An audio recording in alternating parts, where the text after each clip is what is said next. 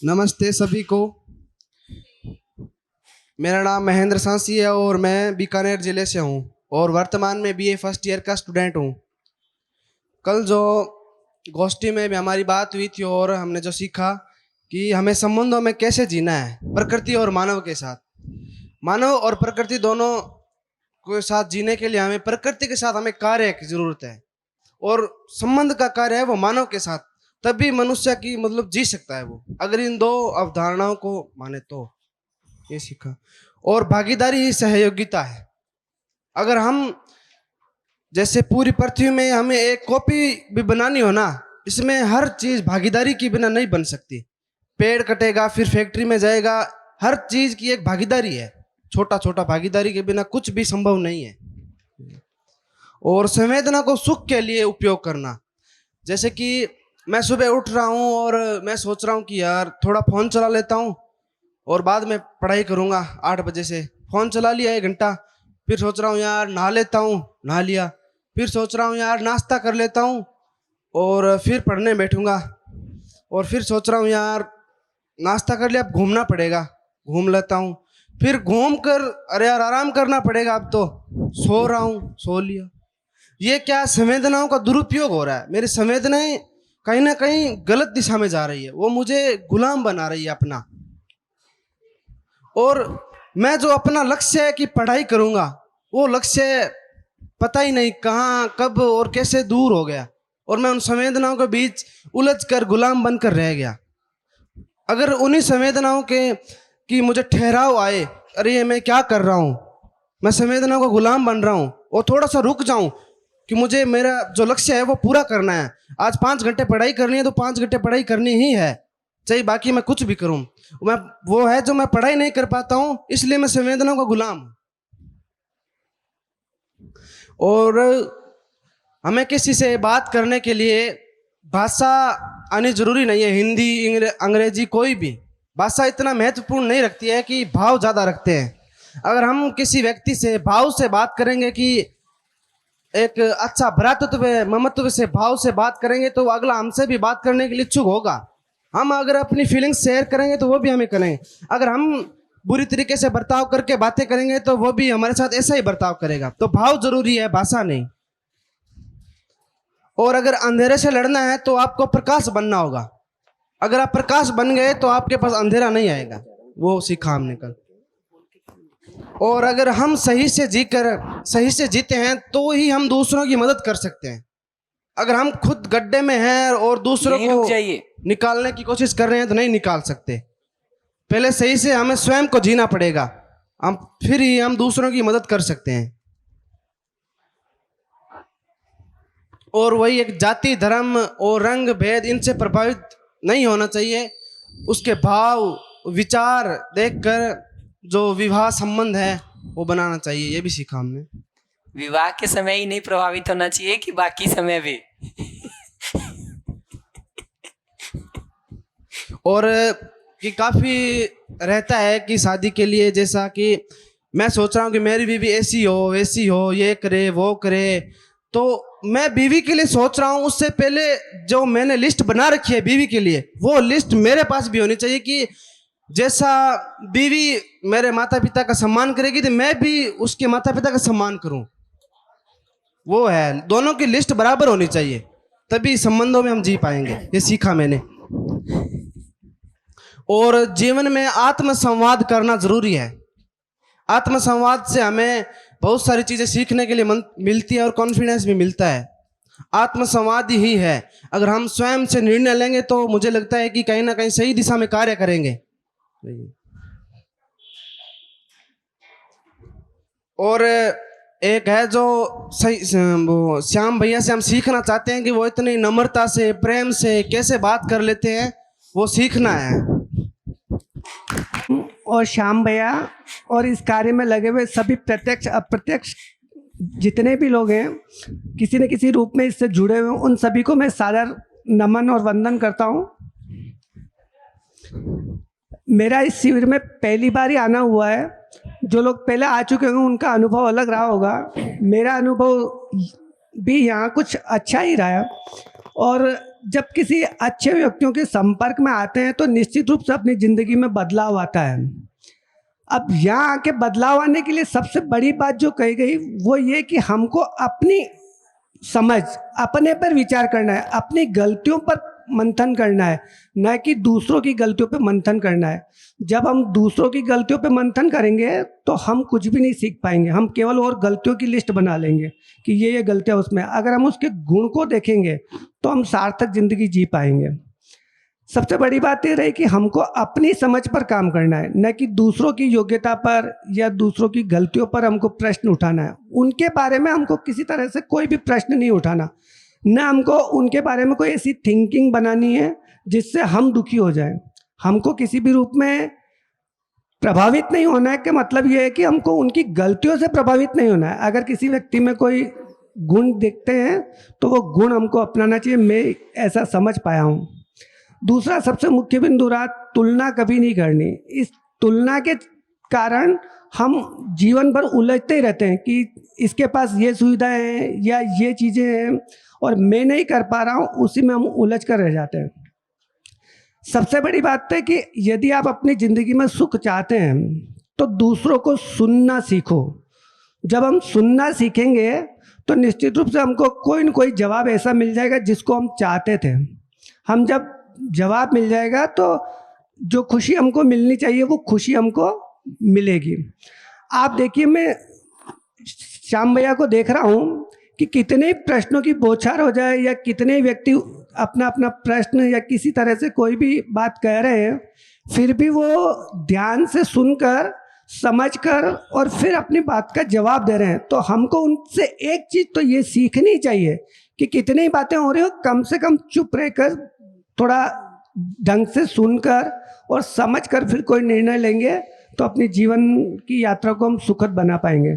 मैं एक बार पुनः श्याम भैया, जीवन विद्या टीम और सभी का आभार व्यक्त करता हूँ। शुक्रिया, बहुत अच्छा उन्होंने ये कार्यक्रम चला रखा है। जीवन में यदि वापस मौका मिलता है तो मैं इसके लिए समय निकालूंगा, क्योंकि कुछ समय यदि हम अपने लिए निकाल पाएंगे तो हो सकता है हम जिंदगी को थोड़ा बेहतर बना पाएंगे। यदि मेरे संवाद में, मेरे कहने और मेरे व्यवहार से किसी को कोई चोट पहुंची हो, दुख पहुंची हो, तो मैं उसके लिए क्षमा प्रार्थी हूँ। धन्यवाद। मेरा नाम रामस्वरूप कुमावत है। मैं जब भी यहाँ पर आने से पहले सोचता था कि भाई अभी मैं सभी लोगों से है, जो हमारे माता पिता है, जो भी है, उनसे मैं बहुत ही दूर हो चुका था, क्योंकि थोड़ी बोलने में भी है तकलीफ है, और भी कोई भी गोल है हमारे, वो में ऐसे फिक्स हो नहीं रहे थे। तो मेरे साथ क्वेश्चन यहाँ के आया था, तो फिर हमने सबने बताया कि आप यहाँ पर आके सुनो, फिर वो आपको अपने आप ही क्वेश्चन का हल हो जाएगा। तो मैं यहाँ पर आके सोचा कि अगर सुनने से ये सब हो सकता है तो क्यों न मैं 7 दिन 8 दिन यहाँ पर बैठ के सुनूं। तो मैंने पूरी कोशिश की कि मैं यहाँ से किसी से भी बातें नहीं करूँगा, जो सर जितनी बार बता रहे हैं वो आराम से सुनूंगा।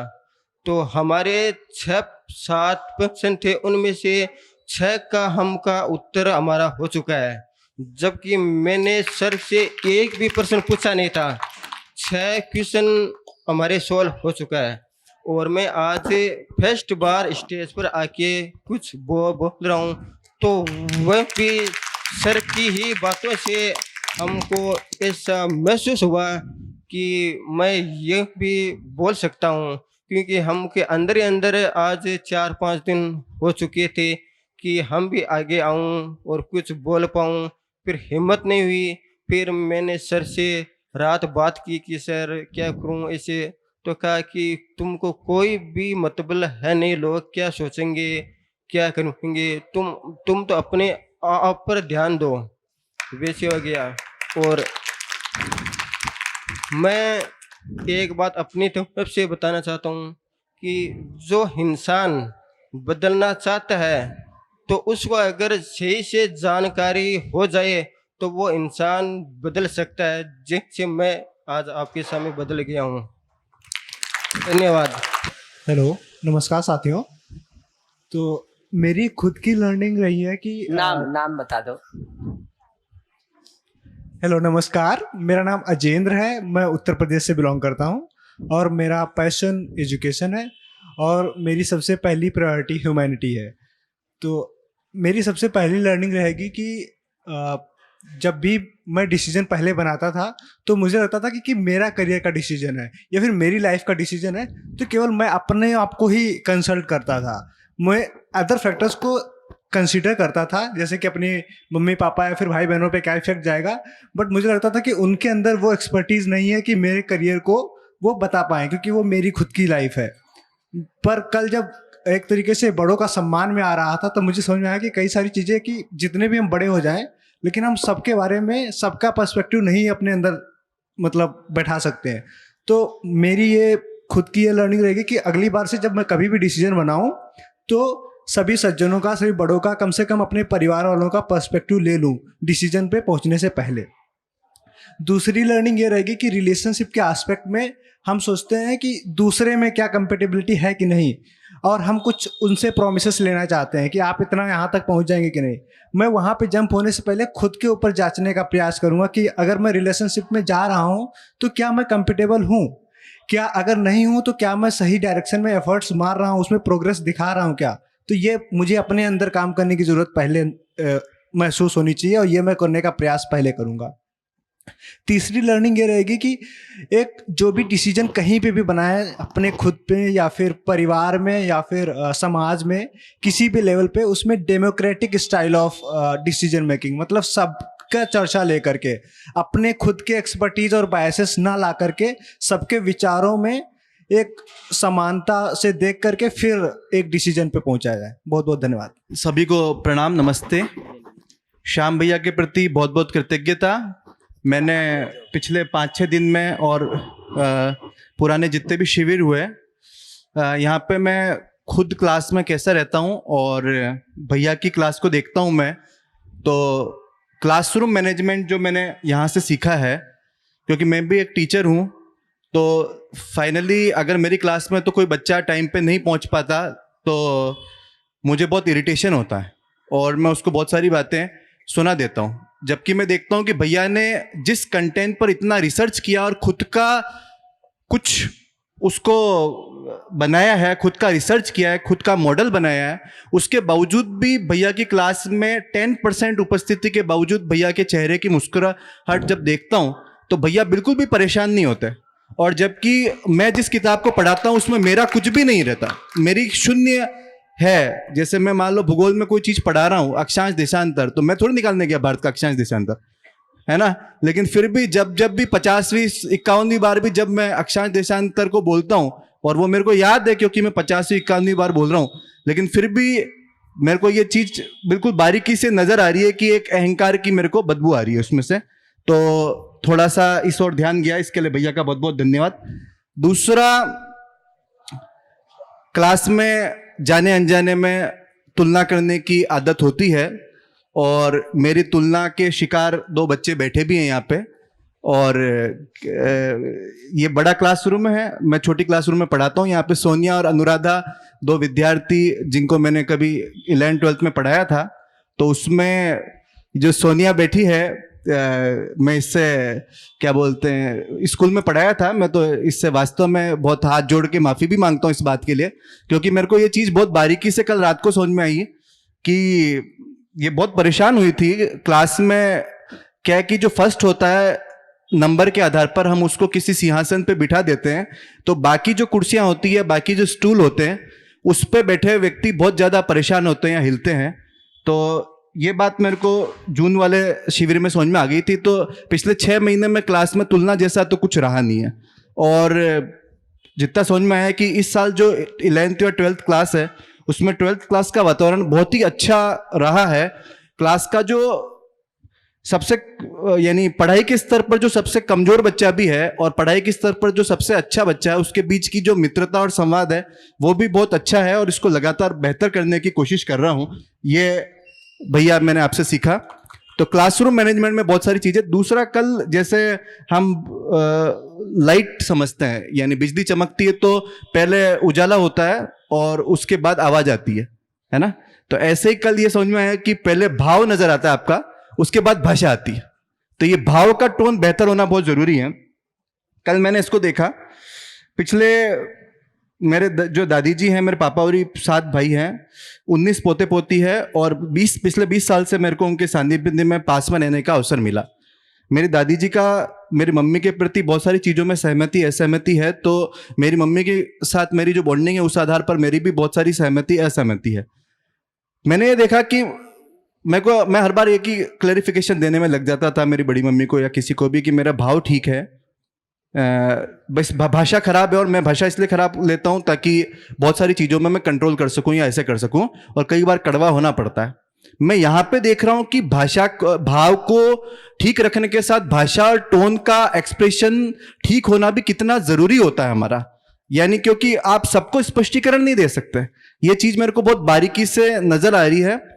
और पिछले कुछ समय से दादी जी का एक शरीर की वीर रचना का एक समय भी चल रहा है, तो मेरे उनके प्रति जो स्वीकृति बन रही है वो बहुत अच्छी बन रही है और ये मेरे को एक बहुत बड़ी उपलब्धि हो रही है। कल रात को भी 4-5 बार मैं उठा था, तो बार बार जब देखा तो मेरे को ऐसा लग रहा है कि जैसे बहुत सारी बातें मेरे से बातचीत हो रही है। तो ये एक बहुत ही शानदार उपलब्धि जो मैं दिल से आपके प्रति धन्यवाद ज्ञापित करता हूँ। दूसरा, मेरे जैसा दूसरा है, सोचते ही इतनी इजीनेस फील हुई। एक त्याग का, अहंकार का, विनम्रता का, सादेपन का, या ये चीज मैं नहीं करता हूं। उस दम्भ को, उस घमंड को भी मैं बहुत बारीकी से देख रहा हूं। जैसे आज तक मैं अपनी ड्रेस नहीं लेके आया, मेरी ड्रेस दूसरे लेके आते हैं, यानी मेरे को मेरी पसंद की ड्रेस की कोई आवश्यकता नहीं है, मैं बिना उसके रह सकता हूं। मैंने 3 महीने से चाय छोड़ रखी है, मैंने 1 साल से ये छोड़ रखा है। ये जो विनम्रता या सादापन, या मुझे गुस्सा नहीं आता, या मुझे किसी बात का घमंड नहीं है, इस बात का भी बहुत घमंड होता है। इस चीज को भी मैं बहुत बारीकी से देख पाया। दूसरा, ये जो 2 मंत्र, डिस्कशन बिफोर डिसीजन और कनेक्शन बिफोर करेक्शन, के लिए बहुत बहुत आभार, धन्यवाद भैया, थैंक यू। ने अटेंड नहीं किया था क्योंकि मुझे घर जल्दी जाना था, और मतलब हम लोग जब यहाँ दिन में बात करे थे तो सैंडविच की बात हुई थी, है ना, संवेदनाओं पे ही मैं शेयर कर रही हूँ। तो वो जैसे ही सैंडविच का नाम लिया ना, मेरे को तब से बेचैनी शुरू हो गई कि मुझे सैंडविच खाना है, जबकि ऐसा कुछ मुझे सैंडविच से आसक्ति भी नहीं है। कभी मैं चला करके कहीं सैंडविच खाने गई हूँ, ऐसा नहीं हुआ है।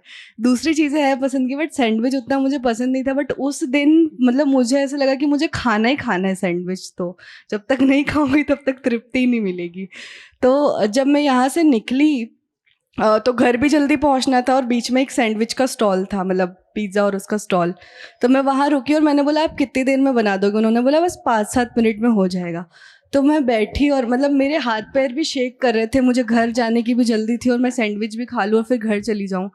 तो 5-7 मिनट में वहाँ बैठी और तब तक बना नहीं सैंडविच, और तो फिर मैं वहाँ से उठ के चली गई। मैंने कहा कि आप तो 5-7 मिनट बोल रहे थे, अब मैं जा रही हूँ। थोड़ा आगे गई तो एक वड़ा पाव का स्टॉल था, तो वहाँ मुझे खाने का मन हुआ।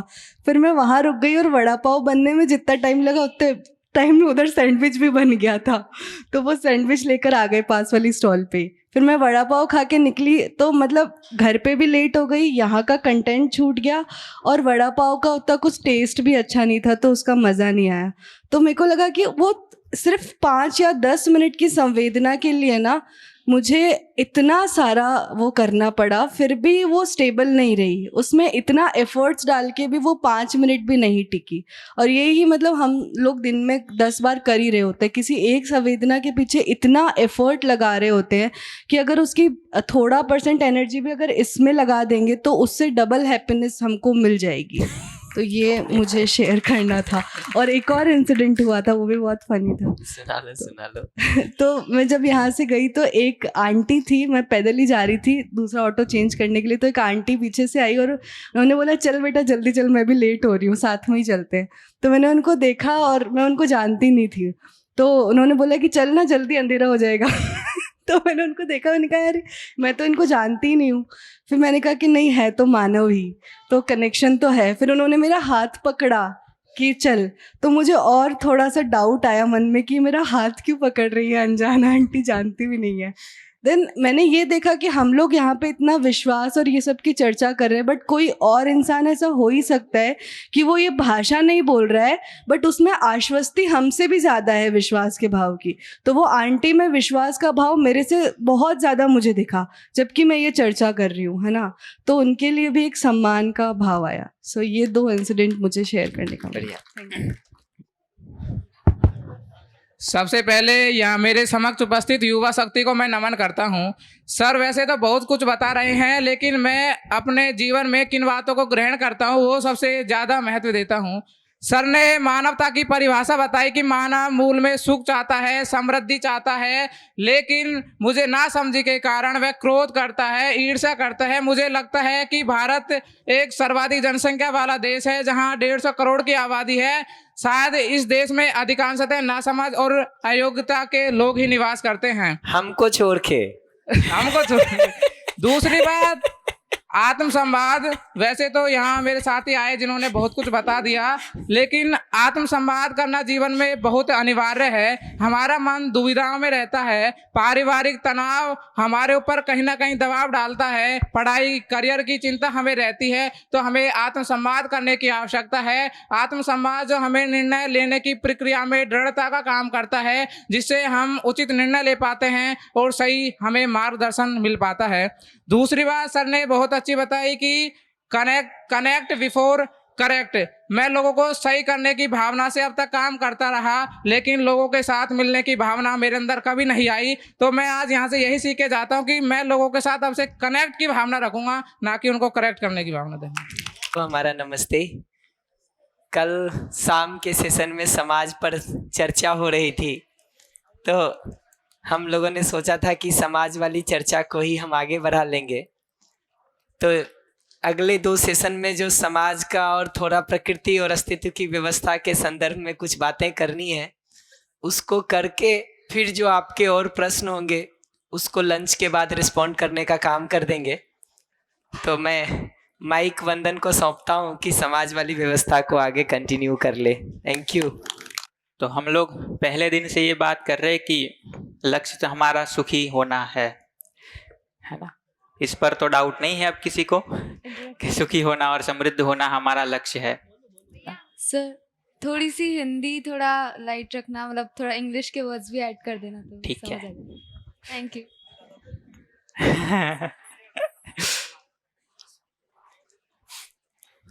तब हम लोग कोशिश तो किए हैं, आपके उसमें तो इतना इंग्लिश नहीं होगा जो प्रिंट आउट है, धीरे धीरे ऐड करते जा रहे हैं ना। तो यहाँ बहुत सारा भी आपको दिख जाएगा। तो अपने गोल को देखेंगे लाइफ में तो हैप्पीनेस और प्रॉस्पेरिटी दिखता है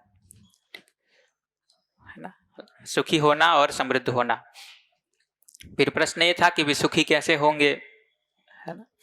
तो उसके लिए हमने ये पहचाना कि हम जहाँ भी जीते हैं वहाँ की व्यवस्था को यदि पहचान पाते हैं ना, जहाँ भी जीते हैं वहाँ के नियमों को, वहाँ के हार्मनी को पहचान पाते हैं और वहाँ उस ढंग से जी पाते हैं तो हम सुखी होते हैं।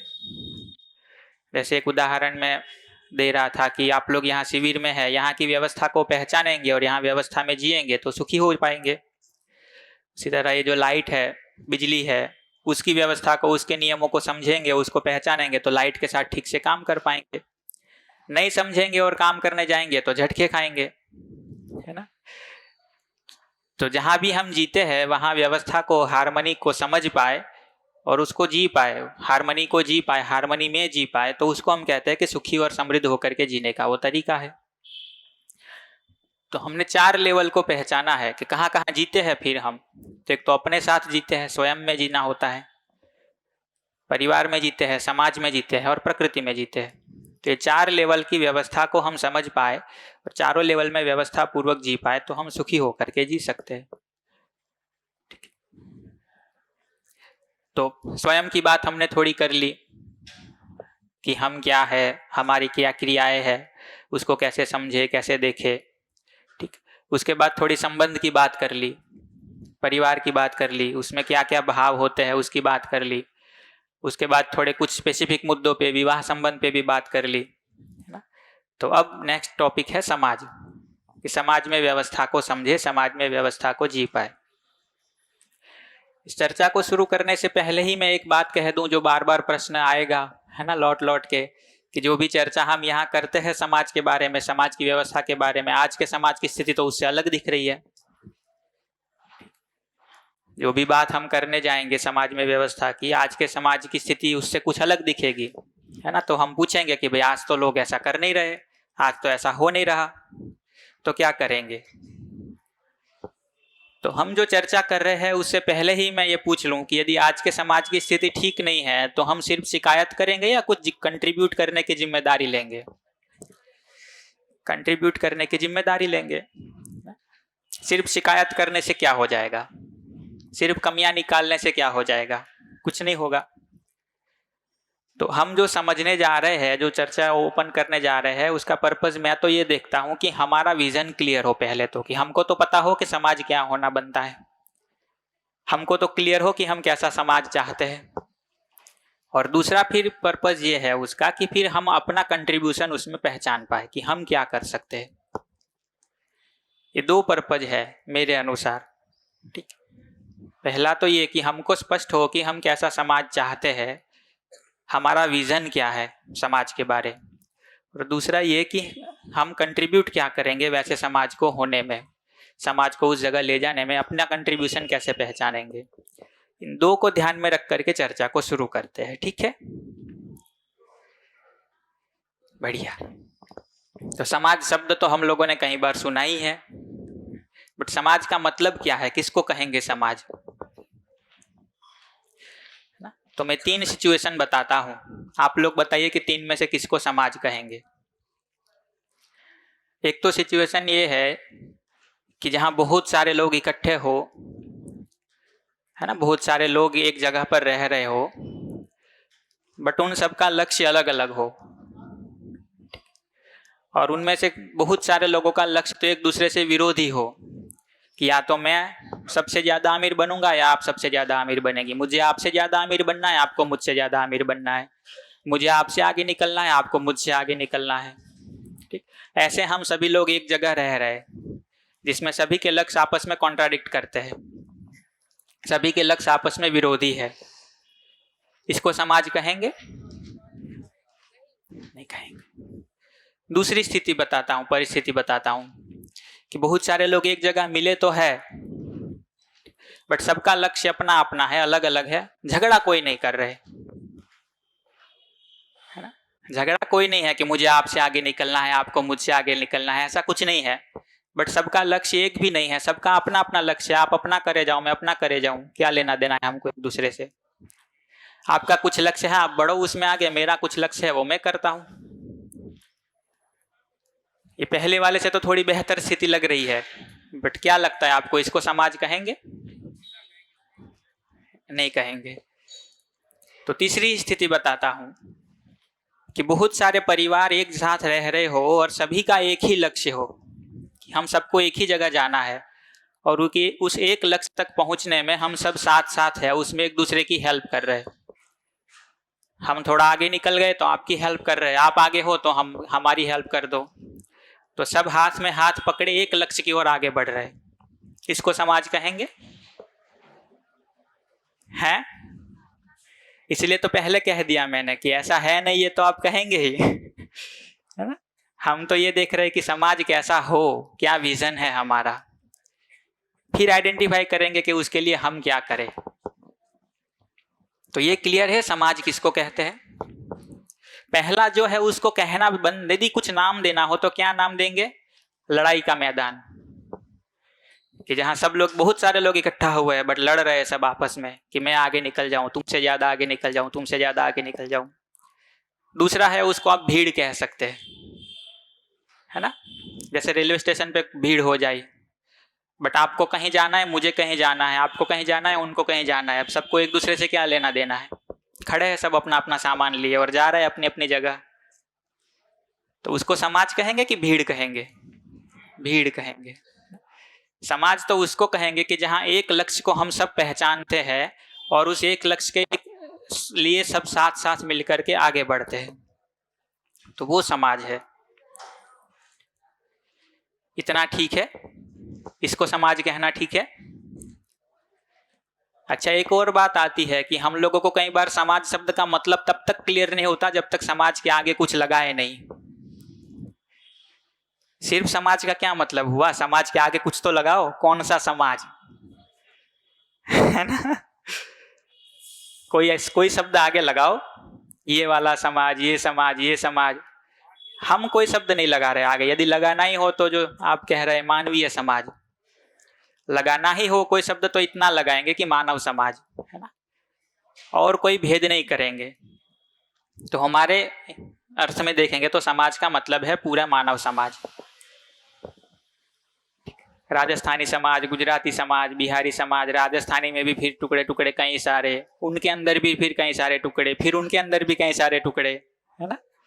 ऐसा नहीं कर रहे हम। तो क्या ठीक है? कौन सा करना ठीक है? मानव समाज ज्यादा ठीक है ना।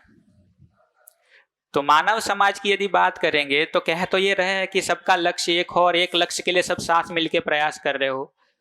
फिर नेक्स्ट क्वेश्चन एक होता है कि ऐसा कौन सा लक्ष्य है जो सबका एक हो जाए। आज के दिन देखेंगे तब तो सबका अलग अलग अपना अपना लक्ष्य है, हर परिवार अपना अपना कुछ गोल लेके चल रहा है। यदि सबको एक लक्ष्य की दिशा में मोड़ना भी है तो ऐसा कौन सा लक्ष्य होगा कि जिसमें सबको हम मोड़ सके या सबको एक्सेप्ट हो जाए वो कि हाँ यही लक्ष्य है हमारा। तो उसको थोड़ा आइडेंटिफाई करते हैं कि ऐसा क्या लक्ष्य है हमारा जो हम सबका लक्ष्य है ही, हम ध्यान दे चाहे ना दे, है ना, वो है ही हमारा लक्ष्य और हर मानव का वही लक्ष्य है। तो एक तो मानव लक्ष्य को कहा समाधान। समाधान का मतलब होता है कि हर लेवल की हमको समझ है और उस समझ के आधार पे हम सुखी है। आप इसको सुख भी कह सकते हैं कहना चाहे तो। सुख लक्ष्य है हम सबका, समझदारी के आधार पर सुखी होना। हर व्यक्ति को स्वीकार होता है ये, ठीक है ना। तो हर व्यक्ति के लेवल पर देखेंगे तो समाधान पूर्वक सुखी होना, समाधान से सुखी होना, ये हर व्यक्ति का लक्ष्य पहचान में आता है। ऐसे लोगों के मिलके जो परिवार बनता है, जो समाधानित है, सुखी व्यक्ति है, ऐसे परिवार का क्या लक्ष्य है? तो समृद्धि। और हर परिवार समृद्ध होना चाहता है कि नहीं? तो व्यक्ति क्या चाहता है? हर व्यक्ति सुखी होना चाहता है, समाधान चाहता है। और ऐसे व्यक्ति जो एक घर में साथ रह रहे, एक परिवार की तरह रह रहे, वो एक परिवार में क्या चाहते हैं? समृद्धि चाहते हैं। ऐसे परिवारों से मिलकर ही तो ऐसे समाज बनेगा, है ना। तो समाज में क्या होगा? अभय, कोई भय नहीं होगा। अभय किसको कहते हैं? कि हर चौराहे पे मिलिट्री खड़ी हो बंदूक लेके उसको अभय कहेंगे, या मिलिट्री पुलिस की जरूरत ही ना पड़े उसको अभय कहेंगे? जरूरत ही ना पड़े उसको अभय कहेंगे। क्या लगता है आप लोगों को? हर चौराहे पे पुलिस मिलिट्री खड़ी रहे उसको सुरक्षा कहेंगे, उसको अभय कहेंगे, या उनकी जरूरत ही ना पड़े उसको अभय कहेंगे? जरूरत ही ना पड़े उसको अभय कहेंगे। तो आप इसको भी कहना चाहे तो ये कह सकते हैं कि समाज में इतना विश्वास हो, समाज में सबको इतना फियरलेसनेस महसूस हो कि ये सारे जो तामझाम करके रखे हैं उसकी जरूरत ही ना पड़े। ठीक। इतना सारा डिफेंस बजट हम लगाते रहे और इतने सारे खर्चे को करते रहे लड़ाई के लिए, वो अभय है? या उसकी जरूरत ही ना पड़े, सारा पैसा और अच्छे कामों में लगाया जाए, वो अभय है?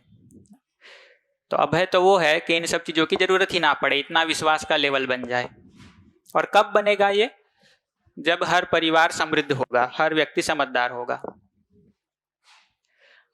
और हम सब लोग इस तरह से जी रहे होंगे तो प्रकृति के साथ देखेंगे तो साथ साथ जिएंगे, प्रकृति को शोषित करने का, प्रदूषित करने का काम नहीं करेंगे, प्रकृति का एक्सप्लॉयटेशन नहीं करेंगे, उसको पॉल्यूट करने का काम नहीं करेंगे, प्रकृति को भी ग्रो करने देंगे, हम भी ग्रो होंगे, है ना। और आज भी देखेंगे कि प्रकृति के लिए हमको कुछ एक्स्ट्रा करने की जरूरत नहीं है। हम जो बिगाड़ रहे हैं उसी को ठीक करने की जरूरत है बस। हम ठीक कर भी क्या लेंगे? हम कौन सा पेड़ उगा दे रहे हैं? पेड़ तो प्रकृति में खुद ही उगता है ना? हम कौन सा हवा ठीक कर दे रहे हैं आज के दिन? कुछ नहीं कर रहे। जितना हम बिगाड़ रहे हैं उतना बंद कर दे तो प्रकृति खुद ठीक हो जाएगी कि नहीं? कोरोना टाइम में दिखाई था, 2-3 महीने बस घर में बैठे रहे थे हम लोग। दूर दूर के पहाड़ दिखने लगे थे, कई सारे पंछी दिखने लगे थे, हवा शुद्ध हो गई थी। तो 2-3 महीने आराम से बैठ रहे हम ना, तो भी धरती खुद बहुत सारा रिकवर कर जाती है। तो ये मानव समाज यदि ठीक जीने लगा है तो प्रकृति के लेवल पर देखेंगे तो सहअस्तित्व तो होगा ही। हमारे अलावा और कौन खराब कर रहा है? सब और कौन खराब कर रहा है हमारे अलावा? हम ठीक जीने लगेंगे तो प्रकृति के लेवल पर ठीक जीना हो जाएगा। तो इसको मानव लक्ष्य कह सकते हैं, या सिर्फ मेरा लक्ष्य, या सिर्फ आपका लक्ष्य, या सिर्फ इतने लोगों का लक्ष्य जो इस शिविर में बैठे हैं? मानव लक्ष्य है ये कि सिर्फ जीवन विद्या वालों का लक्ष्य है? सभी का लक्ष्य है ही ये। जिनको नहीं भी पता है उनका भी है कि नहीं? नहीं भी पता है मतलब ध्यान नहीं है जिनका इस ओर, उनका लक्ष्य भी यही तो है। तो चारों लेवल पर हर व्यक्ति समाधानित हो, हर परिवार समृद्ध हो, समाज में अभय हो और प्रकृति में सहअस्तित्व हो। ये 4 डायमेंशन के रूप में दिखता है कि ये हर मानव का लक्ष्य है।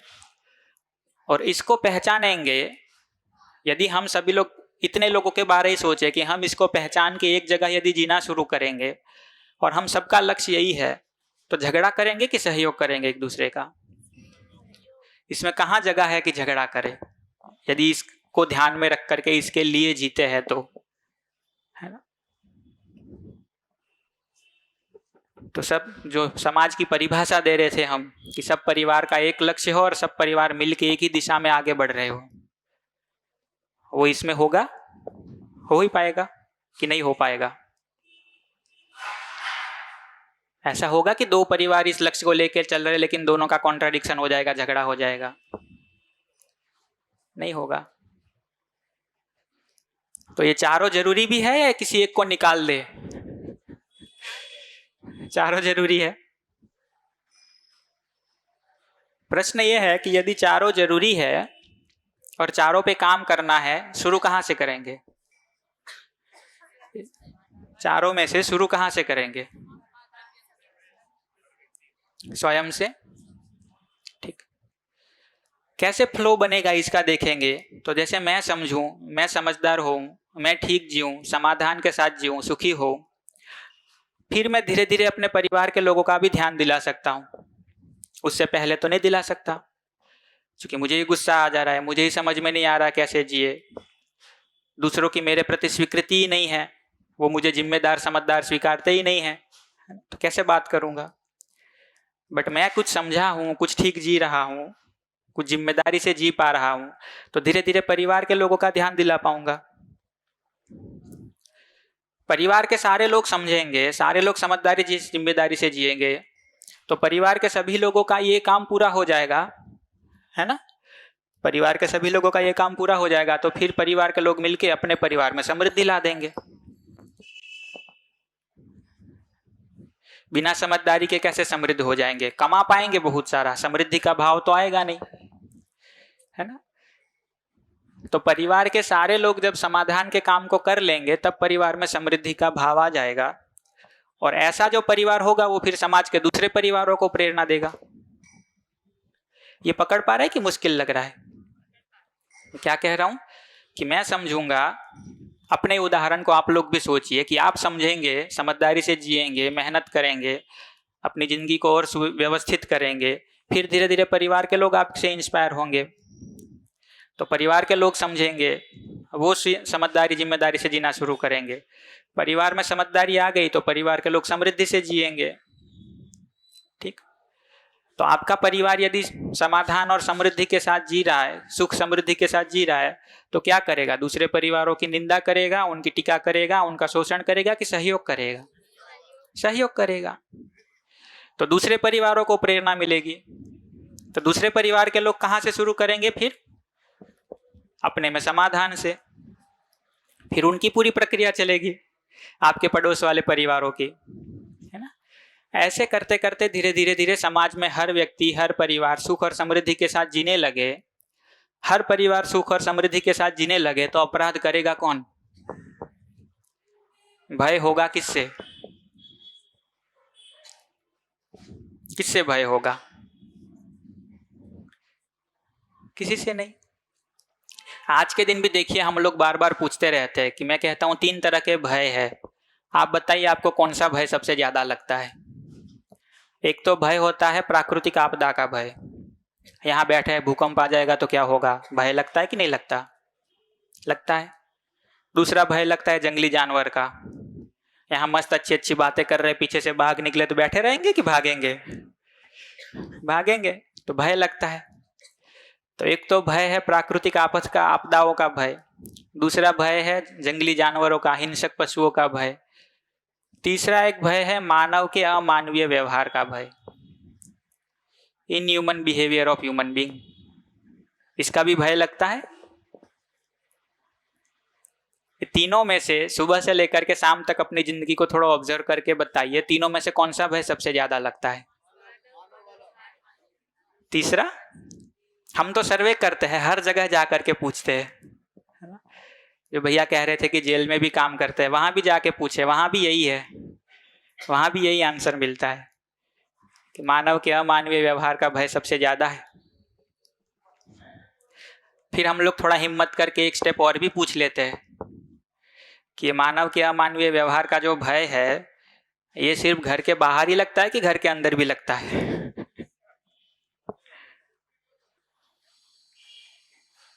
अमानवीय व्यवहार का भय मतलब कि गुस्सा कर देंगे, खींच जाएंगे, मेरी बात ठीक से मानेंगे नहीं, ठीक से सुनेंगे नहीं, डांट देंगे, झगड़ा कर देंगे, ये भय घर के बाहर ही लगता है कि घर के अंदर भी लगता है? अंदर भी लगता ही है। तो भय के सारे उस भाग को देखेंगे तो उसके मूल में तो यही है ना कि आदमी समाधान से संपन्न नहीं है, आदमी सुखी नहीं है, आदमी समझदार नहीं है। नहीं, प्राकृतिक आपदाओं को तो हम बहुत सारा अभी तक देखेंगे तो उसका इंतजाम करके बैठ गए, बारिश आए तो अपने पास बहुत सारे घर है जिसमें रह लेंगे, है ना। अच्छा, जानवरों को देखेंगे तो जानवरों को हमसे डरना पड़ रहा है आज के दिन। तो शेर बचाओ वाला अभियान नहीं चला रहे, शेरों को किससे बचाना है? तो अभी तो वो हमसे डर रहे हैं क्या? इतना हिंसक पशु है, जंगल का राजा है, उसको बचाना है, हमसे ही तो बचाना है, और किससे बचाना है ना। और हम ही आंदोलन कर रहे हैं, सही कह रही हो। यही है, हमारे भाई बहन ही गलत है, हम तो एकदम ठीक है। तो ये भय को देखेंगे, समाज में जितने भी भय है, भय का मूल कारण तो यही है ना कि आदमी फ्रस्ट्रेटेड है, आदमी में समझ नहीं है, परिवार में समृद्धि नहीं है, संबंध ठीक नहीं है, इसलिए तो बाहर जाके अपराध करता है। यदि हर व्यक्ति समझदार है, हर परिवार समृद्ध है, हर परिवार में संबंधों की स्थिति बढ़िया है, कौन अपराध करेगा, कौन लूटपाट करेगा, कौन बलात्कार करेगा? संबंध के भाव से देखेंगे तो समाज में अभय ही होगा। और यदि समाज ठीक हो ही गया तो प्रकृति तो ठीक हो ही जाएगी, क्योंकि बिगाड़ने वाले तो हम ही हैं। हम ठीक जीने लगेंगे तो धरती ठीक हो ही जाएगी। तो इसीलिए फ्लो तो ये है, देखेंगे तो पहला स्टेप क्या है? हर मानव में समझदारी से समाधान, समाधान से सुख, उसके बाद हर परिवार में समृद्धि, उसके बाद समाज में अभय, और फिर प्रकृति में संतुलन। आप समझदार हो गए और जब आप फिर समाज पर काम करने जाएंगे तो कहाँ से शुरू करेंगे समाज में काम?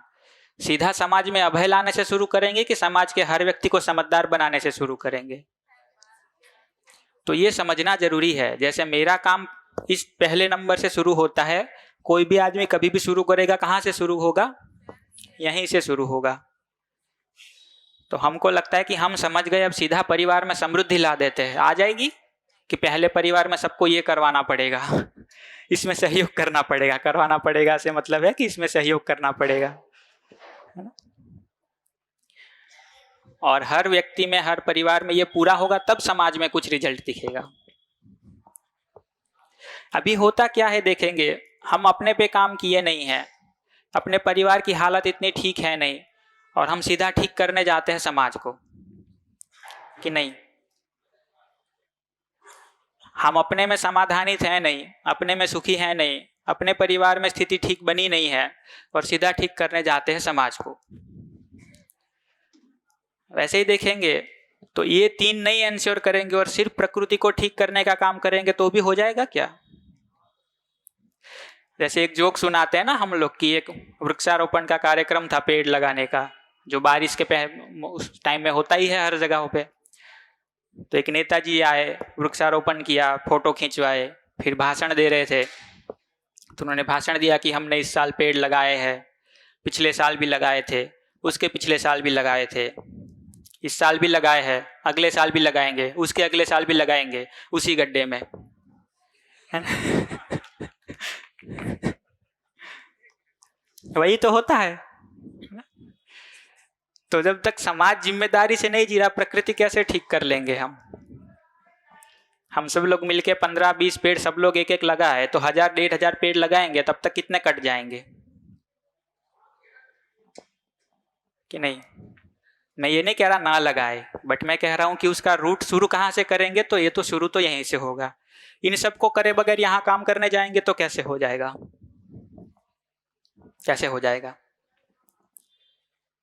करना चाहिए, है ना? मैं नहीं कह रहा ना करे, जरूरत है, चारों लेवल पे काम करने की जरूरत है, बट मूल में तो हर व्यक्ति समझदार हो ये पकड़ना जरूरी है, उसके बगैर कुछ नहीं होगा। जैसे मेरा जब ड्राइविंग लाइसेंस लेना था तो उसकी एग्जाम की, मैं उसकी भी एग्जाम होती है ना एक छोटी सी, रूल्स की, ट्रैफिक की, तो मैंने सोचा कुछ किताब विताब पढ़ तो ले, पता तो पड़े उस बहाने की क्या रूल्स होते हैं ट्रैफिक के। तो एक पतली सी किताब कहीं से मुझे दी एक ड्राइविंग स्कूल वालों ने, तो वो किताब मैंने पढ़ी, तो वो उसके जो रूल्स है कम से कम वहाँ हमारे गुजरात के, वो पढ़ के तो मुझे ऐसा लगा कि इसका 50% भी पालन हो जाए तो एक्सीडेंट ही ना हो कोई। इतने अच्छे अच्छे रूल्स है ट्रैफिक के, हैं? हाँ, इतने अच्छे अच्छे रूल्स है, पढ़ के पता पड़ा कि अच्छा ये भी रूल होता है, किताब में ही है वो। ना, जैसे एक सिंपल एग्जांपल दूं कि आप किसी भी सर्कल पे जाते हैं या कहीं चौराहा है, आप जा रहे हैं और दो साइड से दो वाहन और आ रहे हैं, आप किसको प्रायोरिटी देंगे जाने के लिए और कब आप जाएंगे, कैसे तय करेंगे? इसका रूल है, पता है? आप जा रहे हैं चौराहे पर, चौराहे पे 2-3 और दिशाओं से वाहन आ रहे हैं, तो आप जाएंगे या उनको प्रायोरिटी देंगे या किसको पहले जाने देंगे? इसका भी रूल बनाया हुआ है इसका भी रूल, है ना, कि पहले इस साइड वाले को जाने देंगे। अब ये हर कोई व्यक्ति ध्यान में रख ले तो किसी चौराहे पे ट्रैफिक जाम ही ना हो। तो मुद्दा ये नहीं है कि समाज में कुछ नियमों को बना दिया जाए, समाज में कुछ नीति को बना के अप्लाई कर दिया जाए, मुद्दा ये नहीं है कि कानून ऐसा कर दिया जाए, मुद्दा ये नहीं है कि जो ये फाइन लगाते हैं उसको बढ़ा दिया जाए, मुद्दा ये नहीं है कि सजाओं को और खतरनाक कर दिया जाए, मुद्दा ये है कि हर व्यक्ति को समझदार बनाया जाए, तभी तो होगा। वरना हेलमेट का रूल तो है ही पूरे देश में और उसका फाइन बढ़ते ही जा रहा है, बढ़ते ही जा रहा है, कि बिना हेलमेट के पकड़े जाएंगे तो कितना फाइन लगेगा, वो तो बढ़ते ही जा रहा है ना। कितने लोग हेलमेट पहन के घूमते हैं अपनी स्वेच्छा से, यदि पुलिस नहीं खड़ी है तो भी। कितने लोग सीट बेल्ट लगा के घूमते हैं यदि पुलिस नहीं आ रही रास्ते में तो भी, है ना। तो मुद्दा तो है कि अपनी समझदारी को सुनिश्चित किया जाए और बाकियों की समझदारी को सुनिश्चित किया जाए। ऐसे ही शिविर में एक व्यक्ति मिले थे जिन्होंने यूपी साइड किसी गांव में बहुत काम किया था, वो अपना बता रहे थे। उनका सुन के मुझे वाकई में बहुत टच कर गई वो बात। उन्होंने कहा कि मैंने यूपी के किसी बहुत इंटीरियर गांव में जाकर के 10-15 साल खूब मेहनत की कि उन लोगों की जो जिंदगी का लेवल है वो थोड़ा अप हो, ठीक, सरकार की योजनाएं वहां तक पहुंचे, भ्रष्टाचार से बीच में पैसे सारे जो निकल जाते हैं, योजनाएं यहाँ पहुंचती ही नहीं, ऐसा ना हो, चीज़ें वहाँ पहुँचे, लोगों में थोड़ी जागरूकता आए। और वहाँ तो बहुत थ्रेट भी मिले उनको, मारने की धमकियाँ भी मिली, मारने की कोशिशें भी हुई, फिर भी लगे रहे 10-15 साल। 10-15 साल के बाद वो कहते हैं कि वहाँ गांव में मुझे 2 चेंज दिखे मेन। सबका लेवल बहुत अप हो गया। पहला चेंज ये दिखा कि पहले लोग लाठी से लड़ते थे तो घायल करते थे, अब बंदूक से लड़ते हैं तो मर्डर कर देते हैं। लेवल अप हो गया ना पैसों का, सुविधाओं का। तो एक तो चेंज ये दिखा। कि पहले लाठी से लड़ते थे तो हाथ पैर तोड़ के आते थे, अब तो सीधा बंदूक लेके जाते हैं, खत्म ही करके आ जाते हैं। दूसरा चेंज ये दिखा कि पहले पैसे कम थे तो देसी पीते थे, अब अंग्रेजी पीते हैं।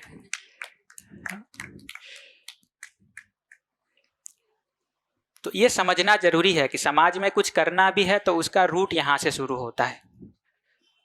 इसको छोड़ देंगे और सीधा यहाँ करने जाएंगे, मुश्किल काम है, मुश्किल काम है। इतना ठीक है।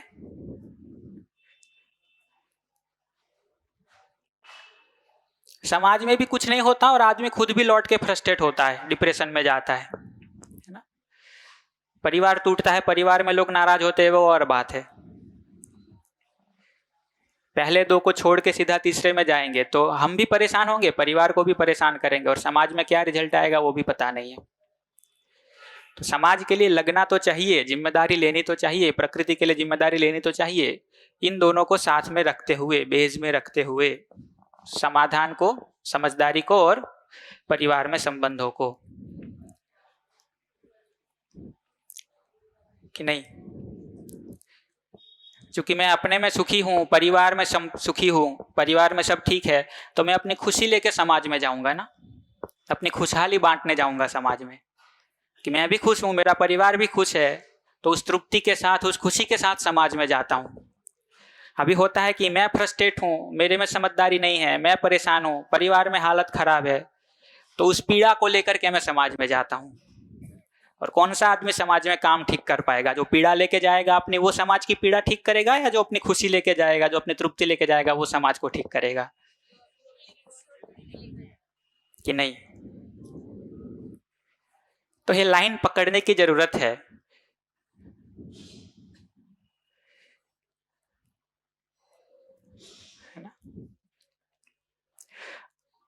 और देखेंगे तो मतलब हम लोगों का पहला ध्यान यही जाता है कि समाज ठीक करो, देश दुनिया ठीक करो।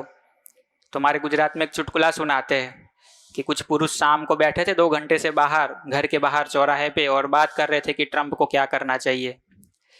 जो यूनाइटेड नेशंस है उसकी नीति को बदलने की ज़रूरत है, क्योंकि ये जो यूनाइटेड नेशंस है इतने सालों से काम कर रहा है, तब भी तो विश्व में इतने युद्ध हो रहे हैं, भयंकर समस्या है ये। तो वैश्विक राजकारण के कुछ नियमों को बदलना चाहिए, ठीक। तभी एक की पत्नी ने अंदर से आवाज़ दी, वो बाद में बदलना, पहले 2 दिन से पंखा बंद पड़ा है, वो तो बदल लो।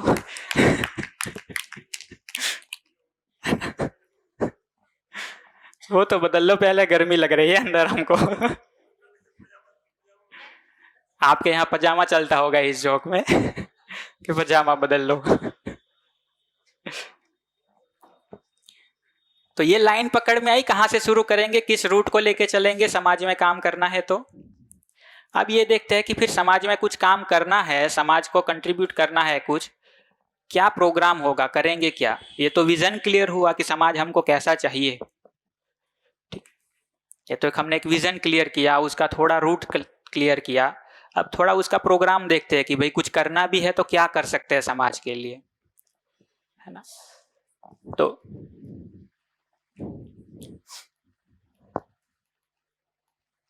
एक तो काम समाज में मूल रूप से ये करने की जरूरत है कि शिक्षा ठीक हो और संस्कार ठीक हो।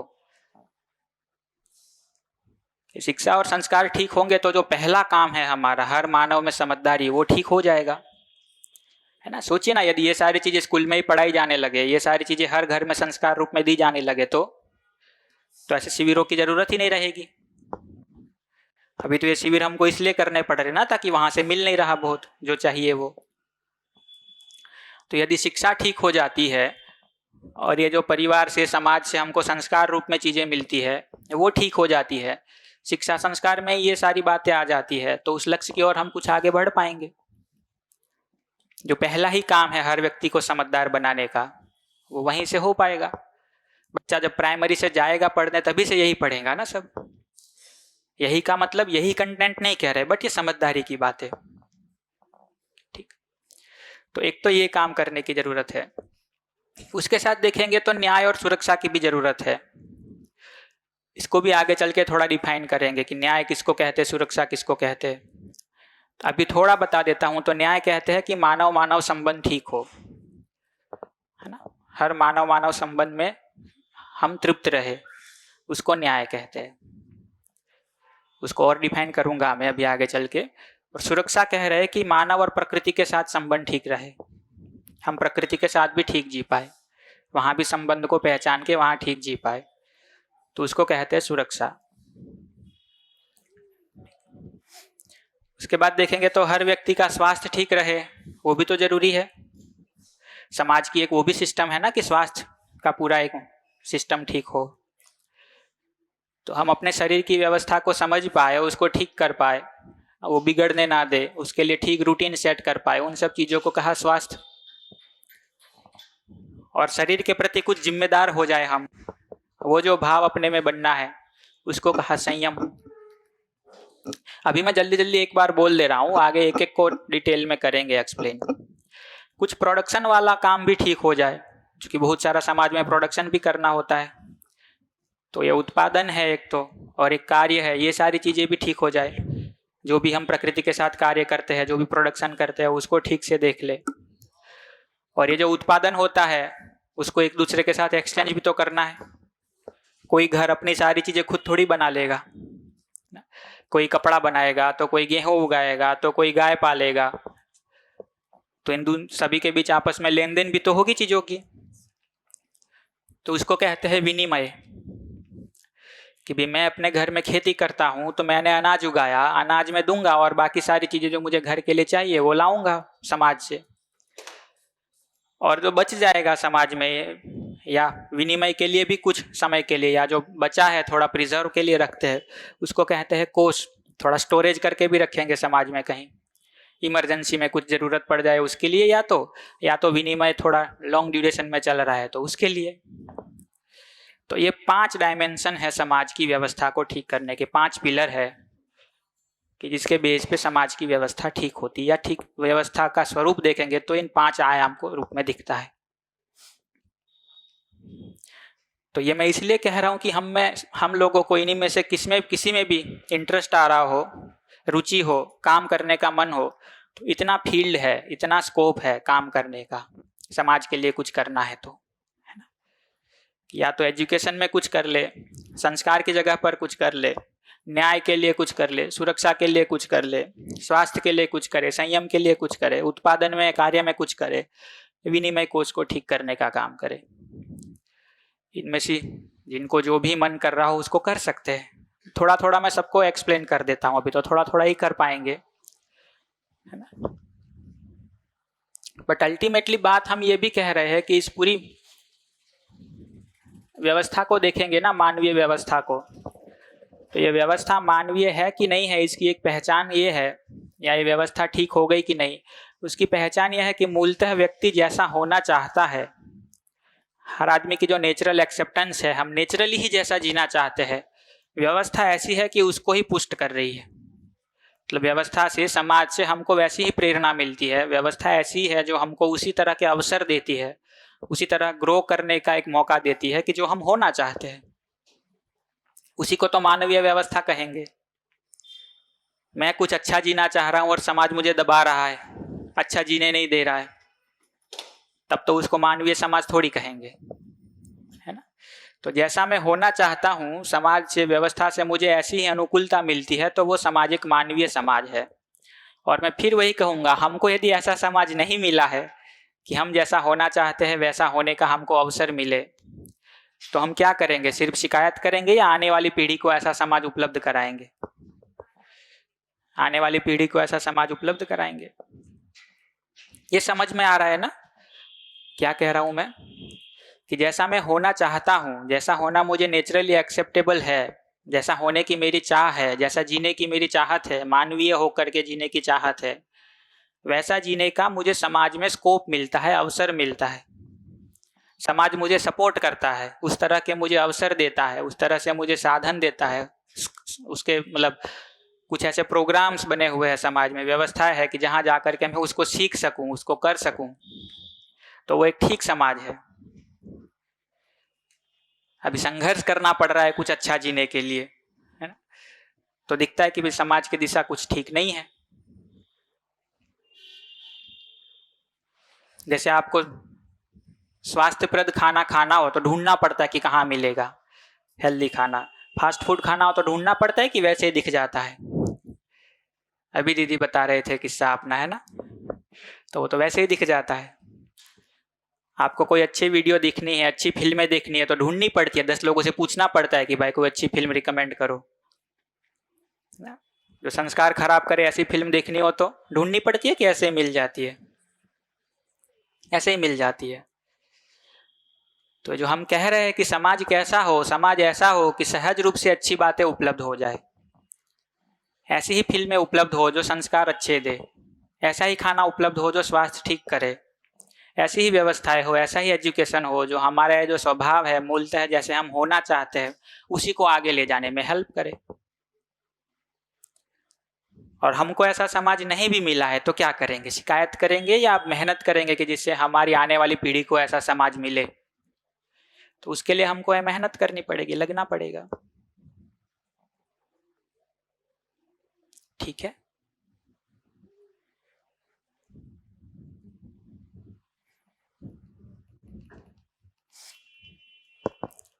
सबसे पहले देखते हैं शिक्षा संस्कार को। शिक्षा संस्कार को हम लोग एक बहुत फंडामेंटल काम के रूप में पहचानते हैं। ये जो शिविर कर रहे हैं वो भी क्या है, इसी फील्ड में तो काम कर रहे हैं। यहाँ हम आपको कोई उत्पादन तो सिखा नहीं रहे, है ना, यहाँ आपको कोई हम मेडिकल साइंस तो सिखा नहीं रहे। शिक्षा संस्कार का ही काम है। क्योंकि शिक्षा संस्कार के काम से हर आदमी में समझदारी को हम ले जा पाएंगे। हर आदमी को समझदार जिम्मेदार बनाने का काम शिक्षा से संस्कार से ही तो होगा। तो ये एक बहुत मूलभूत बहुत फंडामेंटल काम है मानवीय समाज की ओर जाने के लिए, व्यवस्था को ठीक करने के लिए। हमको कई सारे लोग कहते हैं, जैसे वो अंकल जी भी कह रहे थे, आज निकल गए वो, है ना, कि ये राजनेताओं को बिठा के समझाना चाहिए ये शिविर। कोई लोग हमको ये कहते हैं कि आपको बहुत जो IAS IPS अधिकारी हैं उनको बिठा के समझाना चाहिए ये शिविर। हम लोग कहते हैं कि सही बात है, हर फील्ड में काम करने की जरूरत है, बट यदि क्लासरूम में चला गया, है ना, हर स्कूल में चला गया ये, तो वही तो लोग हैं जो आगे चल के इन सभी फील्ड में जाएंगे।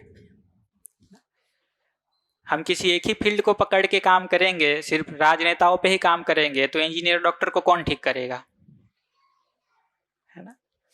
बट यदि शिक्षा में ठीक चीजें चली गई तो उसी में से तो हर बच्चा निकल के अलग अलग फील्ड में जाता है। तो ये वो जगह है कि इसको ठीक कर लिया तो फिर बाकी सारी जगहों पे चीजें फैलेगी कि नहीं।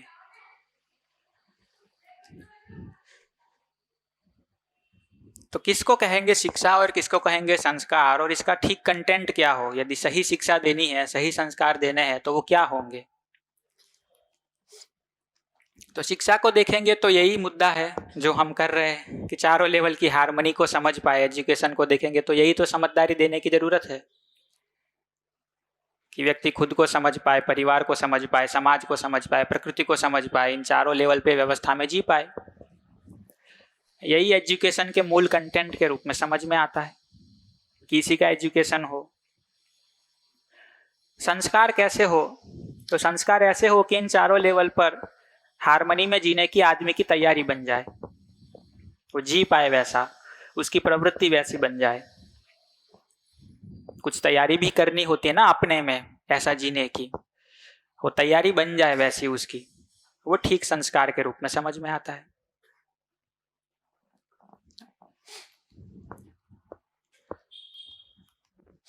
शिक्षा की विधि क्या होगी, कैसे पढ़ाएंगे, है ना। तो पढ़ाएंगे संबंध पूर्वक, स्नेह के भाव से, ना कि विरोध पूर्वक, दबाव पूर्वक। शिक्षक और विद्यार्थी के बीच एक संबंध का भाव होगा, एक स्नेह का भाव होगा, तो एजुकेशन और अच्छे से होगा। जैसे हमको कई लोग ये भी कहते हैं, सुझाव हर तरह के मिलते हैं कि आप एक इसका सिलेबस बना के दे दीजिए ना।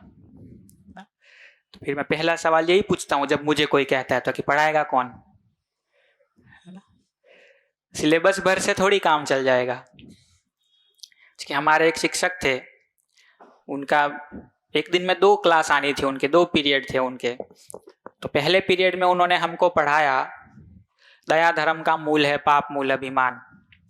तुलसी दया न छोड़िए जब लग घट में प्राण। ठीक। फिर कुछ होमवर्क दे दिया, ये पढ़ाया पहले क्लास में, फिर 2-3 टीचर और आए, फिर जब वापस वो आए पूछा कौन कौन होमवर्क करके बैठा है, तो कुछ ही लोगों ने हाथ खड़े किया, फिर बोला जो नहीं होमवर्क करे वो खड़े हो जाओ। तो बहुत सारे लोग खड़े हो गए क्लास में। फिर जो उन्होंने मारना शुरू किया सबको, जो निर्दयता से। अच्छा, हम सब लोग बैठ के सोच रहे कि अभी तो पढ़ाए थे तुलसी दया न छोड़िए जब लग घट में प्राण, दया धर्म का मूल है। तो है ना? तो कंटेंट ठीक दे देने से क्या हो जाएगा, आचरण भी तो वैसा होना चाहिए कि नहीं। यही बात परिवार में लागू होती है ना। एक शिविर से जैसे आप लोग आए हैं, वैसे कोई छोटी बच्ची आई थी, बहनें आई थी, तो घर जाके मम्मी को समझाने लगी, मम्मी देखो तुमको विश्वास समझ में नहीं आता। तो मम्मी ने कहा क्या समझ में नहीं आता बताओ। तो मम्मी ने कहा तुम है ना इंटेंशन पे डाउट करती हो, कंपिटेंस देखो कंपिटेंस। मम्मी ने कहा अच्छा समझाओ। तो बच्ची ने समझाया पूरा विश्वास का सेशन जैसा उसको समझ में आया था। तो मम्मी ने कहा हाँ ठीक है जाओ। फिर दोनों गए खेलने, तभी उसके छोटे भाई ने कुछ की होगी मस्ती, 2 चांटा मार दिए अपने छोटे भाई को अंदर जाके। मम्मी ऐसे खड़ी खड़ी कहे हो गया बेटा इंटेंशन कॉम्पिटेंस तुम्हारा।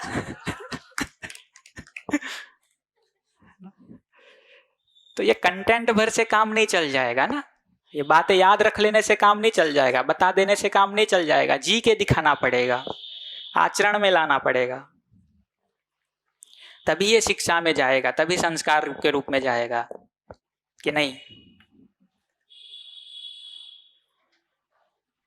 तो विधि क्या होगी शिक्षा की, संबंध पूर्वक स्नेह के भाव से पढ़ाना।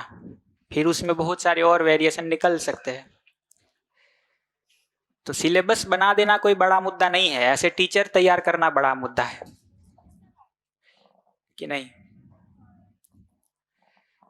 सिलेबस तो है ही बहुत सारा ऑलरेडी, इतनी मेहनत ऑलरेडी बहुत कर ली है लोगों ने, और भी कर लेंगे थोड़ी जो करनी होगी। चैप्टर बना देंगे क्लास वाइज, और क्या करना है। जो 8 दिन में यहाँ पढ़ाते हैं उसके क्लास वाइज चैप्टर बना देंगे, कहानियां बना देंगे, कविताएं बना देंगे। टीचर कौन होगा उसका, पढ़ाएगा कौन, और वो हम में से आप में से ही किसी को रिस्पॉन्सिबिलिटी लेनी पड़ेगी। कौन और रिस्पॉन्सिबिलिटी लेगा, हम ही को आपको अच्छा टीचर बनना पड़ेगा ना, कि जिसके आचरण से ये सारी चीजें व्यक्त होती हो, ना कि सिर्फ मुंह से।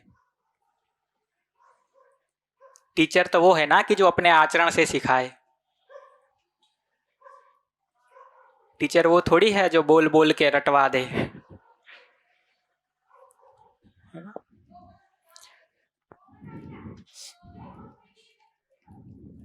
उसी के साथ देखेंगे तो एजुकेशन में मानने का प्रयोग करवाएंगे कि जो किताब में लिखा है वही मान लो, या हर बच्चे को कहेंगे कि बेटा तुम्हारे में भी नेचुरल एक्सेप्टेंस है, जांचो परखो, अपने अधिकार पर समझो। तो विधि तो ये होगी कि जांच परख कराएंगे, व्यवहार करवाएंगे, स्कूल में ही प्रयोग करा के दिखाएंगे कि आपस में सहयोग करते हो तो सुखी होते हो, कि झगड़ा करते हो तो सुखी होते हो। इस तरह से पढ़ाया जा सकता है। सहयोग का चैप्टर पढ़ा देने से थोड़ी सहयोग आ जाएगा बस।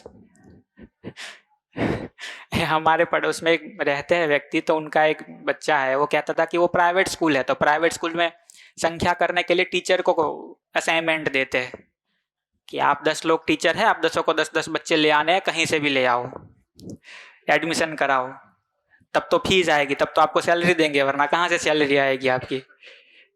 तो वो लोग क्या करते हैं, बड़ी क्लास में जा जाके पूछते हैं कि बेटा कोई छोटा भाई है, कोई छोटी बहन है, जो कहे कि हाँ है तो लिखवाओ नंबर अपने पिताजी का। फिर जाते हैं घर। तो एक बच्चा कह रहा था कि एक टीचर ने पहले उसका नंबर लिया, फिर दूसरी टीचर ने नंबर लिया, लेकिन दूसरी वाली थी वो घर पे पहले आई, फिर जो पहले वाली थी वो बाद में आई। फिर पिताजी जब गए एडमिशन करने स्कूल में, एडमिशन हो गया, लेकिन किसके रेफरेंस से हुआ। फिर जो उन 2 टीचरों में झगड़ा हुआ है क्लास के बीच में, उस बच्चे को बुला के बेटा कौन आया था पहले घर पे, तो ये टीचर आई थी। तो नहीं रुको, नंबर पहले किसने लिया था, तो टीचर ने लिया था। फिर झगड़े दोनों टीचर, बच्चा मस्त एंजॉय करके आया। घर पे आके मस्त बताता है कि आज तो 2 टीचर जो हमारी लड़ी है, मजा आ गया देखने में। तो ये सारी चीजें शिक्षकों के बीच भी व्यवहार में दिखेगी ना, विश्वास, सम्मान, स्नेह शिक्षकों के स्टाफ में भी तो दिखेगा, उनके आचरण में भी तो दिखेगा। और पूरे स्कूल का एनवायरनमेंट ऐसा होगा कि जहां ये सारी चीजें सहज रूप से निकल के आएगी, दिखेगी। और ये जो समझने की प्रक्रिया है, इसको देखेंगे तो हर बच्चा कहाँ से शुरू करता है। किसी भी छोटे बच्चे को देखेंगे तो वो अनुसरण, अनुकरण से शुरू करता है। अनुसरण का मतलब है बड़ों को जैसा करता देखता है वैसा करने की कोशिश करता है। अनुसरण, उसको उसी को फॉलो करता है। जैसे आप देखेंगे कि घर में बड़े लोग जिस तरह से फोन यहाँ रख के बात करते हैं, तो छोटा बच्चा भी नहीं फोन लेके हेलो हेलो करने लगता है, करता ही है। तो बड़े को देख देख के सीखता है, अनुसरण करता है। इनफैक्ट आप देखेंगे कि आप भीलवाड़ा में पैदा हुए हैं तो आपके बोलने का टोन भीलवाड़ा वालों जैसा ही होगा, जो आपके घर में टोन चलता है वो। जो लोग वहां मारवाड़ में पैदा हुए होंगे उनका मारवाड़ी ही होगा। ये तो सिखाते नहीं है, कोई कौन सिखाता है कि बेटा टोन ऐसे होता है। ये टोन कैसे कैच कर लेते हैं हम? बड़ों का सुन सुन के। कितना ध्यान से हम एडप्ट करते हैं। सिर्फ भाषा नहीं सीखते, टोन भी सीख लेते हैं, लहजा भी सीख लेते हैं, है ना। तो इतना स्ट्रांग है अनुसरण। उसके बाद आता है अनुकरण। बच्चा जब थोड़ा बड़ा होता है तो अपने कुछ लॉजिक लगाना शुरू करता है। जैसे ये मार्कर पेन है ना, इसको ऐसे खोलते हैं, वो देखेगा 2-3 बार कि बड़े लोग जो है उसको ऐसे खोलते हैं। फिर जब बच्चे के हाथ में आएगी तो क्या करेगा? ऐसे खोलने की कोशिश करेगा देख के। यदि सिर्फ अनुसरण कर रहा है तो कोशिश करके फिर रख देगा। अनुकरण के स्टेज में पहुंचा है तो अपना लॉजिक लगाएगा कि ऐसे नहीं खुल रहा तो कैसे खोलेंगे, मुंह में डाल के कोशिश करेगा, किसी और तरह से कोशिश करेगा। मतलब अब वो अपना भी लॉजिक लगाना शुरू कर रहा है, सिर्फ फॉलो नहीं कर रहा, कुछ अपना भी उसमें इनपुट डाल रहा है। फिर थोड़ा और बड़ा होता है, भाषा समझता है तो आज्ञा पालन करता है। कहते कि जाओ बेटा दरवाजा बंद करके आओ तो बंद करके आता है, इसको वहां रख दो तो रख देता है। उसके बाद फिर वो अनुशासन की जगह पर आता है, कुछ नियमों का पालन करना शुरू करता है। जैसे एकदम छोटा बच्चा होता है उसको रोज कहना पड़ता है कि चलो बेटा मोजे पहनो, फिर जूते पहनो, फिर ये करो, फिर वो करो, ऐसे एक चीज बतानी पड़ती है आज्ञा पालन में। जब वो थोड़ा और बड़ा हो गया, अनुशासित हो गया, तो इतना ही कहना पड़ता है बेटा स्कूल के लिए तैयार हो जाओ। फिर वो सारा अपना खुद कर लेता है। ये देख के माँ बाप क्या कहते हैं? बच्चा अनुशासित हो गया है। और इससे भी आगे चले तो कहना भी नहीं पड़ता कि तैयार हो जाओ, खुद हो जाता है। तो क्या हो गया? स्वानुशासित हो गया, है ना भैया। ये अनुसरण और अनुकरण का मतलब क्या है? अनुसरण का मतलब है कि बड़ों का देख के उसको करना, सीधा फॉलो करना। अनुकरण का मतलब है कि देख के तो कर ही रहे हैं, कुछ अपना और ऐड कर रहे हैं उसमें अपनी ओर से।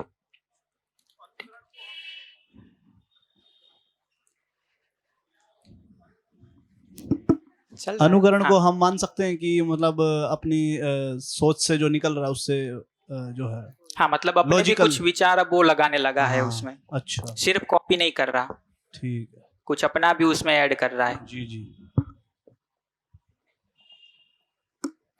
जैसे आप देखेंगे तो बच्चा एक तरह से पलंग से उतरने की कोशिश करता है, जैसे बड़े उतरते हैं उस तरह से, पर उसका पैर पहुंचता नहीं है।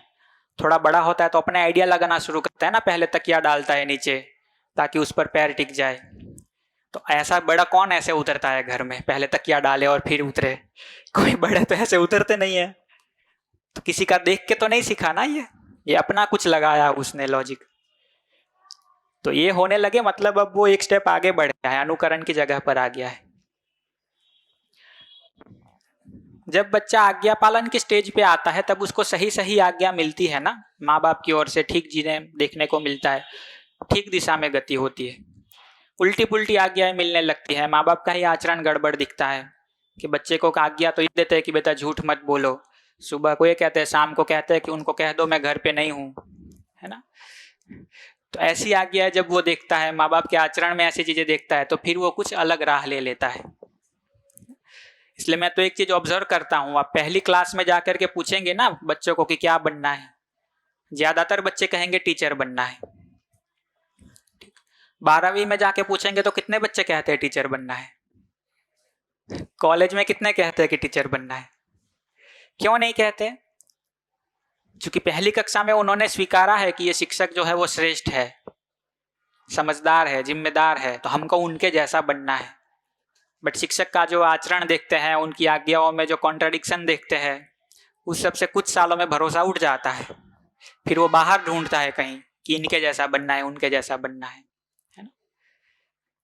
एक समय के ऊपर देखेंगे तो हर बच्चे को, बच्ची को अपने पिताजी जैसा बनना होता है, माँ जैसा बनना होता है, क्योंकि उनको श्रेष्ठ मान के चलते हैं।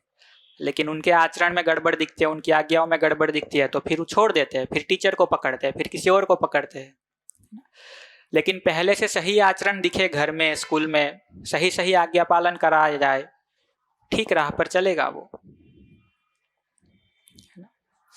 तो ये शिक्षा संस्कार की बात है। अभी बहुत डिटेलिंग नहीं करते, हम एक स्टेप आगे बढ़ जाते हैं, इसमें न्याय सुरक्षा पे आ जाते हैं। कोई और क्वेश्चन तो नहीं है इसमें, शिक्षा संस्कार में? ठीक है, हाँ। आज्ञा पालन इसको कह रहे हैं कि अब बच्चा भाषा समझने लगा है और भाषा समझ के, उसका मतलब समझ के वैसा कर रहा है जो कहा जाता है उसको करने को, है ना। जैसे माँ कहती है कि बेटा दादाजी को पानी दे आओ इतना, अब माँ देने तो नहीं जा रही, वो कह रही है कि दे आओ, बट वो भाषा समझ के पकड़ रहा है कि मुझसे कहा जा रहा है कि ये करना है, तो वो उसको करता है। जी,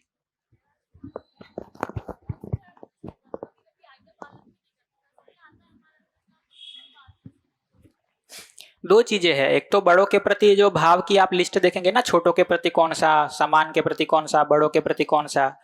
हम बच्चों की जगह से देखेंगे तो हमको अपने माँ बाप के प्रति गौरव, कृतज्ञता, श्रद्धा जैसे भाव दिखते नहीं है, कम हो जाते हैं, ध्यान हट जाता है। इसलिए हमको लगता है कि इनकी आज्ञा मानना बहुत जरूरी नहीं है। लेकिन हम उसको पकड़ेंगे कि भाई, मतलब मैं तो सिंपल सवाल हर किसी से पूछता हूँ, थोड़ा अनुमान लगाइए, हमारे माँ बाप ने जिस तरह की जिंदगी जी है, कितना भी कष्ट सहा हो, कैसी भी सिचुएशन रही हो, समाज में कुछ भी हुआ हो, हमको उससे खराब जिंदगी दी है, उतनी ही दी है कि उससे ज्यादा दी है? किसी का ऐसा है कि वो जितना जिए थे उससे मुझे कम दी है, या उतनी ही दी है? हर माँ बाप ने अपने को पुश करके अपनी नेक्स्ट पीढ़ी को अच्छी और अच्छी जिंदगी देने की कोशिश तो करी ही है, जितना उनसे हो पाया, जितने उनकी समझ थी, जिनका उतने पास अवसर था, जितना उनको मिला था, उतना ही तो आदमी कर पाएगा, और क्या करेगा। बट जितना मिला भी था उसमें से भी कितना सारा करके दिया है हमको, ये देख पाएंगे तो हम आज्ञा पालन हर वक्त कर पाएंगे। ये देख पाएंगे तो उनके प्रति कृतज्ञ हो पाएंगे, उनके प्रति गौरव का भाव बनेगा, तो आज्ञा पालन करेंगे। लेकिन हमारा मुद्दा ये बन जाता है कि जो हमको नहीं मिलता उस पर हमारा ध्यान बहुत ज्यादा चला जाता है, जो मिला है उसको भूल जाते हैं। जो दो चीजें नहीं मिलती है तो हम रूठ जाते हैं, जो 1000-2000 चीजें मिली है उसको भूल जाते हैं, इसलिए नहीं होता आज्ञा पालन। इसको ध्यान रखेंगे, इसको बनाए रखेंगे अपने में, इस भाव को, तो कर पाएंगे अच्छे से आज्ञा पालन।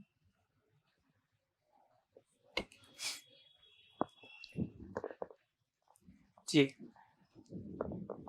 हेलो। अभी शिक्षा संस्कार की बात चल रही है तो मेरे मन में एक प्रश्न आ रहा है कि जो शिक्षा और संस्कार जो हम 20 साल पहले में देखें, जिस प्रकार से परिवार से बच्चे सीखते थे, परिवार में भी सहनशीलता, सम्मान और प्रेम का भाव था, बच्चों को अच्छे से स्कूल में भेजते थे, वहाँ पे भी एक शिक्षक के प्रति जो सम्मान था, और शिक्षक भी पूरे सम्मान के साथ, उनको स्नेह के साथ बच्चों को एक एक चीज़, ऐसा व्यवहार और आचरण सिखाते थे कि आने वाले समय में वो अच्छा बेहतर बन सके, उसके लिए प्रयास करते थे। लेकिन आज हम देखें कि जितनी भी गवर्नमेंट स्कूल थी पहले, उसमें पढ़ाई भी अच्छी होती थी, बच्चों को संस्कार भी अच्छे मिलते थे, व्यवहार भी अच्छा बनता था।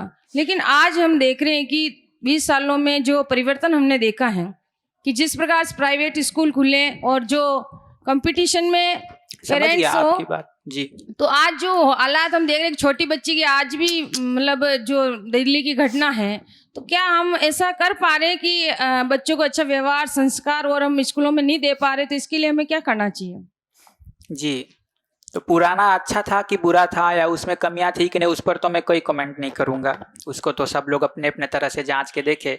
मैं तो फिर वही कहूंगा जो शुरू में, बहुत सेशन के शुरू में कह रहा था कि जब समाज के एक अच्छे होने की कल्पना करते हैं तो आज के समाज में कुछ कमियां तो दिखेगी। नहीं, बच्चों पे जो दबाव और पढ़ाई ठीक का है, जो हो रहा है उसको education जांचा जाए, मतलब उस पर मैं कोई कमेंट नहीं करना चाह रहा, वरना वो लंबा खींच जाएगा, फिर बहुत सारे मुद्दे निकलेंगे। बट मैं कह रहा हूं कि यदि आज वो शिक्षा संस्कार उपलब्ध नहीं है, आज समाज की ऐसी स्थिति नहीं है, इसकी जिम्मेदारी किसकी है? जिम्मेदारी सिर्फ सरकार की है? जिम्मेदारी सिर्फ पुराने लोगों की है, या हमारी भी कोई जिम्मेदारी है? हमारी भी है। तो मुझे तो लगता है कि मेरा क्या कंट्रीब्यूशन है उसको पहचान के मैं उसको शिद्दत से करूं, यही करना बनता है। समाज को ठीक करने के लिए मेरा क्या कंट्रीब्यूशन है उसको पहचानूं, उसको करूं, यही हो सकता है। उसके लिए बैठ के हम ऐसे समझ सकते हैं, कुछ योजना बना सकते हैं, कुछ बातें कर सकते हैं, वो सब भी जरूरी है। अल्टीमेटली तो जाके कुछ करना पड़ेगा ना। तो मेरा तो यही कहना है इस पे। कोई बहुत इसमें अर्जेंट ना हो तो हम थोड़ा आगे बढ़ लेना चाहेंगे। जी, पूछ लीजिए। हमने यहाँ बात करी कि शिक्षा संस्कार क्या है, बच्चों को एक समझ हो, स्वयं, परिवार, समाज, प्रकृति, ये पूरा हो, किस तरीके से दिया जाए, और समझने की प्रक्रिया क्या होती है एक बच्चे की, हमने ये किया। थोड़े से, आई नो बहुत लंबा टॉपिक होगा, पर कंटेंट क्या होना चाहिए कि इस बारे में बात होनी चाहिए, किस तरह से दिया जा रहा है वो बात कर रहे हैं आप, ठीक कह रहे हैं। लेकिन आज जो स्कूल सिलेबस है, अगर मैं बात करूं 10th 12th तक का, समझ गया आपका क्वेश्चन। बहुत कंटेंट में भी एक बदलाव की आवश्यकता है कि साइंस, मैथ्स, इंग्लिश, मतलब बहुत सब्जेक्ट फोकस्ड हमें ज्ञान दिया जा रहा है। समझ गया। जी, थोड़ा सा उस पर थोड़ा सा प्रकाश डालिए, 5 मिनट शायद। वही जो मैंने कहा था कि कंटेंट को देखेंगे तो यही है, अपने में कैसे ठीक जिए, परिवार में कैसे ठीक जिए, ये भाव क्या है, समाज में कैसे ठीक जिए, प्रकृति के साथ कैसे ठीक जिए, उसको क्लास वाइज आइडेंटिफाई करके उसके चैप्टर बनाने पड़ेंगे कि कौन सी क्लास में क्या देंगे। वो भी एक मुद्दा तो है। मेरे लिए तो ज़्यादा बड़ा मुद्दा है कि ऐसे टीचर तैयार हो, ऐसा मेरा अपना मानना है कि टीचर भी तो ऐसे तैयार हो। और तीसरा यह है कि ऐसी पूरी स्कूल की वो व्यवस्था बने कि जिसमें ये सारी चीज़ें पुष्ट हो। स्कूल का एक अपना व्यवस्था भी तो ऐसा होना चाहिए कि जिसमें ये सब दिखता हो। स्कूल में ये हो कि प्रिंसिपल का बहुत महत्व है और प्यून का कोई भाव ही नहीं पूछता है, फिर क्लास में कितना भी सम्मान पढ़ा लो वो बच्चे में जाएगा क्या? नहीं जाएगा। बातें हम कितना भी न्याय की करते हैं और फी इतनी लेते हैं कि पूरा निचोड़ लेते हैं सबको, तो कैसे चलेगा? तो सिर्फ कंटेंट मुद्दा नहीं है, पूरा फैला के कभी सोचेंगे तो दिखेगा कि बहुत डायमेंशन में काम करने की जरूरत है, बट सोचना बनेगा। ये सारे मुद्दे ऐसे हैं जो बहुत फैलेंगे। मैं चाहूंगा कि थोड़ा हम आगे बढ़ जाए। न्याय की बहुत सारी बातें कल हो ही गई थी, मेरे लिए अच्छा हो गया मैं उसको बस रिवाइज ही कर देता हूँ। न्याय किसको कहेंगे या न्याय सुरक्षा का लक्ष्य क्या है? अल्टीमेटली इस पर्पज को देखेंगे कि हम न्याय सुरक्षा के फील्ड में क्या करना चाहते हैं। एक सिंपल सवाल है कि बहुत सारा कानून बन जाए, बहुत सारी पुलिस बन जाए, बहुत सारी मिलिट्री हो जाए, अपराध भी होते रहे, कोर्ट में केस भी चलते रहे, बॉर्डर पे युद्ध भी होते रहे, वैसा समाज हम चाहते हैं? या फिर कोर्ट, पुलिस, कचहरी की, मिलिट्री की जरूरत ही ना पड़े, अपराध हो ही नहीं, वैसा समाज हम चाहते हैं? अपराध हो ही नहीं। अभी देखेंगे तो कितना सारा युवा धन है जो इसी में लग जाता है, पुलिस में और आर्मी में। यदि इस काम की जरूरत ही नहीं पड़ेगी तो जो सबसे ज्यादा ताकतवर युवा है वो सारे समाज में काम करेंगे। अभी जो मजबूत है, हिम्मत वाले युवा है, जो उनमें कुछ करने की चाह है, वो तो बॉर्डर पे खड़े रह जाते हैं बंदूक पकड़ के। मजबूरी है हमारी, क्या करेंगे? यदि उसकी जरूरत ही ना पड़े तो उतने ताकत वाले सारे युवा यहाँ आके काम करेंगे, समाज में कुछ काम करेंगे। कितना प्रोडक्शन बढ़ेगा, कितना ठीक होगा समाज। तो गोल तो ये है ना कि इन चीजों की जरूरत ही ना पड़े, अपराध ही ना हो, और उसके लिए संबंध पूर्वक जीना ही एकमात्र उपाय है कि नहीं? आप जहां भी जाए आपको पुलिस, मिलिट्री मिल जाए, वो सुरक्षा थोड़ी है कि आप कहीं भी जाए आपको हर जगह अपना ही गांव लगे, हर घर अपना ही घर लगे, वो सुरक्षा है ना? वो न्याय की जगह है ना। समाज में न्याय को देखेंगे तो क्या देखेंगे किसी भी गांव चले गए, किसी भी घर चले गए, अपना ही लग रहा है। वही तो न्याय है समाज में। तो वैसा समाज हो, उसके लिए हमको तो ये पहचानना पड़ेगा कि मानव मानव की परस्परता में संबंधों की, भाव की पहचान ठीक से हो पाए। हर मानव ये पहचान पाए कि हम सब जुड़े हुए हैं, हम सब संबंधी है, हम सबको साथ मिल करके जीना है। और ये जब दिखेगा कि मैं आपके साथ जीता हूं, मैं भी खुश होता हूं, आप भी खुश होते हैं, यही तो न्याय हुआ कि नहीं। मैंने आपके घर में आके चोरी कर ली और आप उससे दुखी हो गए और फिर कोर्ट ने फैसला सुनाया कि इसको मारो 2 डंडे, और मुझे 2 डंडे मार लिए और मैं भी दुखी हो गया। ये न्याय है कि जिसमें आपने इनको दुखी किया तो अब आपको दुखी किया जाएगा। हम तो इसी को न्याय कह रहे हैं ना आज के दिन। आपने किसी को दुखी किया तो अब आपको दुखी किया जाएगा। आपने किसी परिवार को दुखी किया तो अब आपका परिवार दुखी होगा। ये न्याय है या सब लोग सुखी हो, दोनों साइड सुखी हो, उसको न्याय कहेंगे। दोनों साइड परिवार सुखी हो, सब सुखी हो, सब संबंध पूर्वक जिए। तो ये संबंध की पहचान हो पाए, मूल्यों का निर्वाह हो पाए, उसी को कहते हैं कि न्याय स्थापित हो गया समाज में। और उसी के साथ देखेंगे तो प्रकृति भी व्यवस्थित बनी रहे। पेड़ पौधों को भी हम ऐसे ही ना काट दे, जरूरत के हिसाब से काटे। पशु पक्षी भी जितने हमारे आसपास है वो भी सुरक्षित रहे। और उसके साथ साथ देखेंगे तो कभी कोई प्राकृतिक आपदा आ गई तो उसमें हम क्या करेंगे, उसका हमारे पास इंतजाम हो। तो इसको कहते हैं न्याय और सुरक्षा का आयाम पूरा, जिसमें न्याय को देखेंगे तो इन्हीं 9 मूल्यों पर कुछ बात करेंगे। सुरक्षा को देखेंगे तो प्रकृति के साथ संबंध को पहचान के प्रकृति के साथ कैसे ठीक जिए कि जिससे हमसे प्रकृति को नुकसान ना हो, प्रकृति से हमको नुकसान ना हो। तो उसको कहा कि हम सुरक्षित होकर के जी रहे। तो ये है न्याय और सुरक्षा का आयाम जी। मूल्यांकन, मूल्यांकन कहते हैं भाव को पहचान पाना एक दूसरे के साथ जीते हुए। मैं आपके साथ स्नेह के भाव से जीता हूं तो मैं अपने में स्नेह के भाव को पहचान पाया, ठीक। उसी स्नेह के भाव के साथ मैं आपके साथ जीऊं, आपको भी वो महसूस हो कि ये तो मेरे बड़े भाई की तरह जी रहे, तो आपको भी स्नेह महसूस हो, आप भी उस स्नेह को पहचान पाए और आप फिर बहन के रूप में जीना शुरू करें। तो ये पूरी प्रक्रिया है कि मैं आपके साथ संबंध को पहचाना कि ये मेरी बहन है, गायत्री मेरी छोटी बहन है, उसके प्रति मुझे अपने में भाव दिखा कि स्नेह का भाव है। उस स्नेह के भाव को मैं जी पाया, स्नेह का भाव आप तक पहुंचा, आपने स्वीकारा, मूल्यांकन किया, दिखा कि हाँ ये तो मेरे साथ स्नेह पूर्वक जी रहे, तो मेरे में भी स्नेह का भाव बन रहा है। आप भी फिर स्नेह के साथ जीना शुरू करें मेरे साथ, तो उभय तृप्ति होगी। उभय तृप्ति का मतलब हम दोनों तृप्त होंगे, दोनों को खुशी होगी कि नहीं। तो इसको कहते हैं कि मैं न्याय पूर्वक जिया आपके साथ। मैं संबंध को पहचानूं, भाव को पहचानूं, उस भाव पूर्वक जीऊं, वो सामने आप तक पहुंचे, आप भी उसको पहचाने, आप भी वैसा जिए, हम दोनों खुश होंगे, दोनों सुखी होंगे, दोनों तृप्त होंगे इस संबंध से। तो इसको कहते हैं कि संबंध में न्याय हुआ। तीसरा देखेंगे तो स्वास्थ्य संयम। भैया एक बार पूछ लूं बीच में? हाँ, मतलब जो पहली वाली जो बात थी ना शिक्षा संस्कार की, तो शिक्षा संस्कार में मूल्यों की शिक्षा देते हुए, है ना, मतलब एकेडमिक्स में भी और आचरण से भी, परिवार में भी जी। वो करते हुए 2 काम किए जा सकते हैं। एक तो अपने भी संरक्षण पोषण के लिए जो भी सुविधा की आवश्यकता है उसको भी जुटाया जा सकता है। स्कूल टीचर है, वो फीस भी ले रहा है और पढ़ा भी रहा है, और सही कंटेंट पढ़ाया भी जा सकता है। स्वास्थ्य संयम है, तो स्वास्थ्य संयम भी कैसे प्राकृतिक तरीके से हो, नेचुरल तरीके से हो, उसके लिए डॉक्टर बन के काम किया जा सकता है। वो हेल्थ के लिए बेनिफिशियल भी होगा और मतलब और पैसा भी कमा सकता है। वो न्याय सुरक्षा जो मैं वकील बन रहा हूँ उसमें कहीं मुझे वो दिखा नहीं इसको। तो वो तो लोग आएंगे परेशान होकर के, परेशानी बढ़ेगी तो मेरे क्लाइंट्स बढ़ेंगे, तो उसमें मैं कैसे न्याय भी सुनिश्चित कर पाऊं और वो दाल रोटी का भी जुगाड़ कर पाऊं, वो बताइए ना एक बार थोड़ा।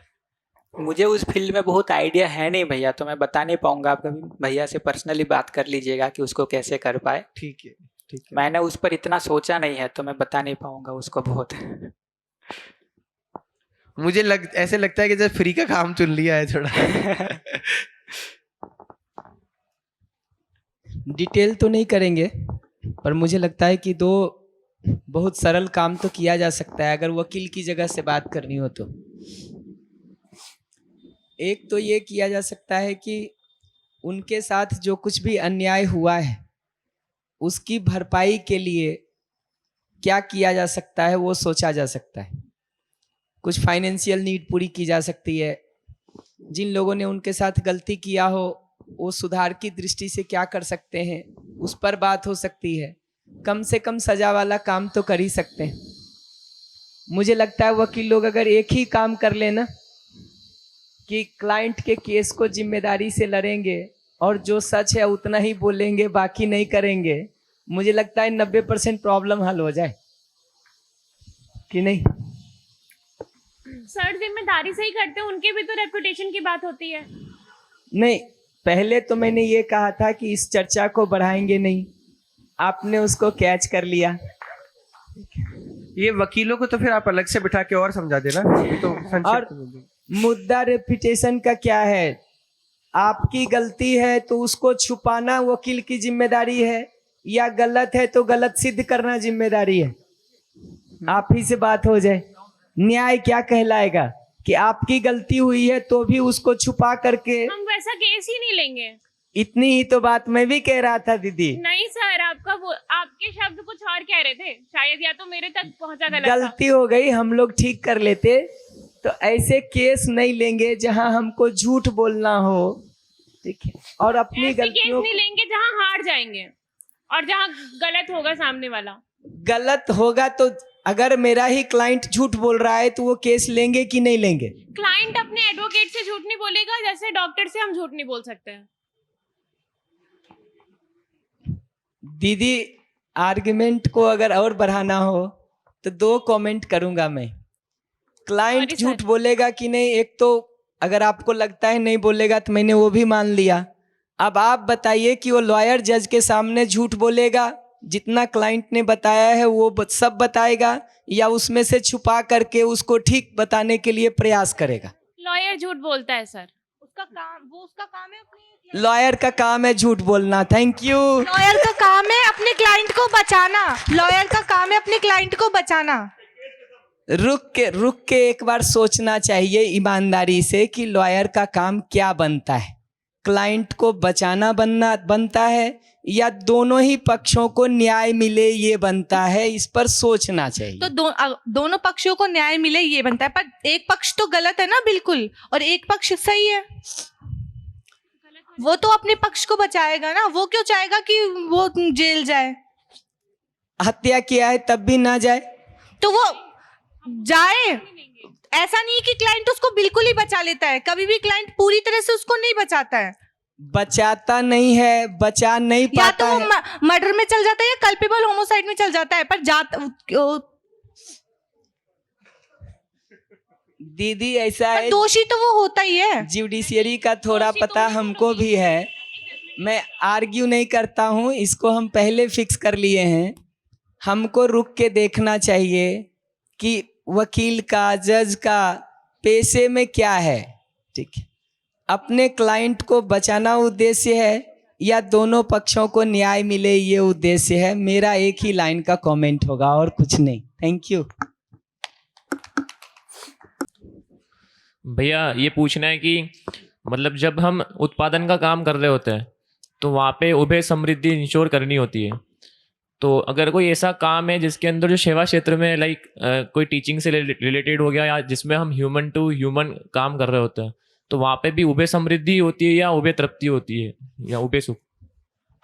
अच्छी बात है। उसमें 2 चीज़ों का ध्यान रखना होता है। एक तो जहाँ हम डायरेक्ट प्रकृति के साथ काम नहीं कर रहे, मानव के साथ काम कर रहे हैं। हालांकि वो उत्पादन कार्य के उसमें ज़्यादा अच्छे से मैं बता पाऊंगा, अभी हमने उसको खोला नहीं है उत्पादन कार्य वाले को। बट एक तो ये होता है कि जब मानव के साथ काम करेंगे तब तो ये ध्यान रखेंगे कि समाज का कुछ गलत तो नहीं कर रहे, उसको तो इंश्योर करेंगे। और अल्टीमेटली जहाँ हम काम कर रहे हैं वो पूरी कंपनी जिस फील्ड में काम कर रही है वो प्रकृति का नुकसान कर रही है कि नहीं कर रहे, उसको भी आप सोच सकते हैं कि आप डायरेक्ट फील्ड में नहीं जा रहे, आप तो अपने ऑफिस में कुछ लोगों के साथ बैठ के काम कर रहे हैं, बट वो कंपनी ही बंदूक बनाती है ना, या वो कंपनी ऐसा काम करती है जिससे प्रकृति को बहुत नुकसान होता है। तो आप सोच सकते हैं कि फिर आपको उसी में काम करना है या किसी अच्छी और जगह जाके काम करना है। और जहाँ सैलरी लेने की बात है उसको भी सोचा जा सकता है कि हम किसी का शोषण हो उतना ज़्यादा पैसा कमाने का इसमें सोच रहे हैं, या जो ठीक ठीक जितना मिलना चाहिए किसी का शोषण ना हो उस ढंग से सोच रहे हैं। ये 2-3 मुद्दों को सोच करके उसको फिक्स कर सकते हैं। बट उत्पादन कार्य पर जब आएंगे तो उसको और अच्छे से बात करेंगे। ठीक है। सेम वही सवाल इसमें भी बनता है कि अच्छी स्वास्थ्य सेवाओं का मतलब क्या है। आदमी बीमार पड़े, फोन करे और 5-10 मिनट में एम्बुलेंस आ जाए और बहुत हाई फाई हॉस्पिटल अवेलेबल हो, अच्छी बात है। बट अल्टीमेटली स्वास्थ्य का गोल क्या पहचानते हैं हम? कि हर शहर में 10-15 एम्बुलेंस हो जाए और 25-30 हॉस्पिटल हो जाए और आदमी अंदर लेटे ही दिखाई दे आपको, कभी भी जाए तो सारे हॉस्पिटल फुल मिले।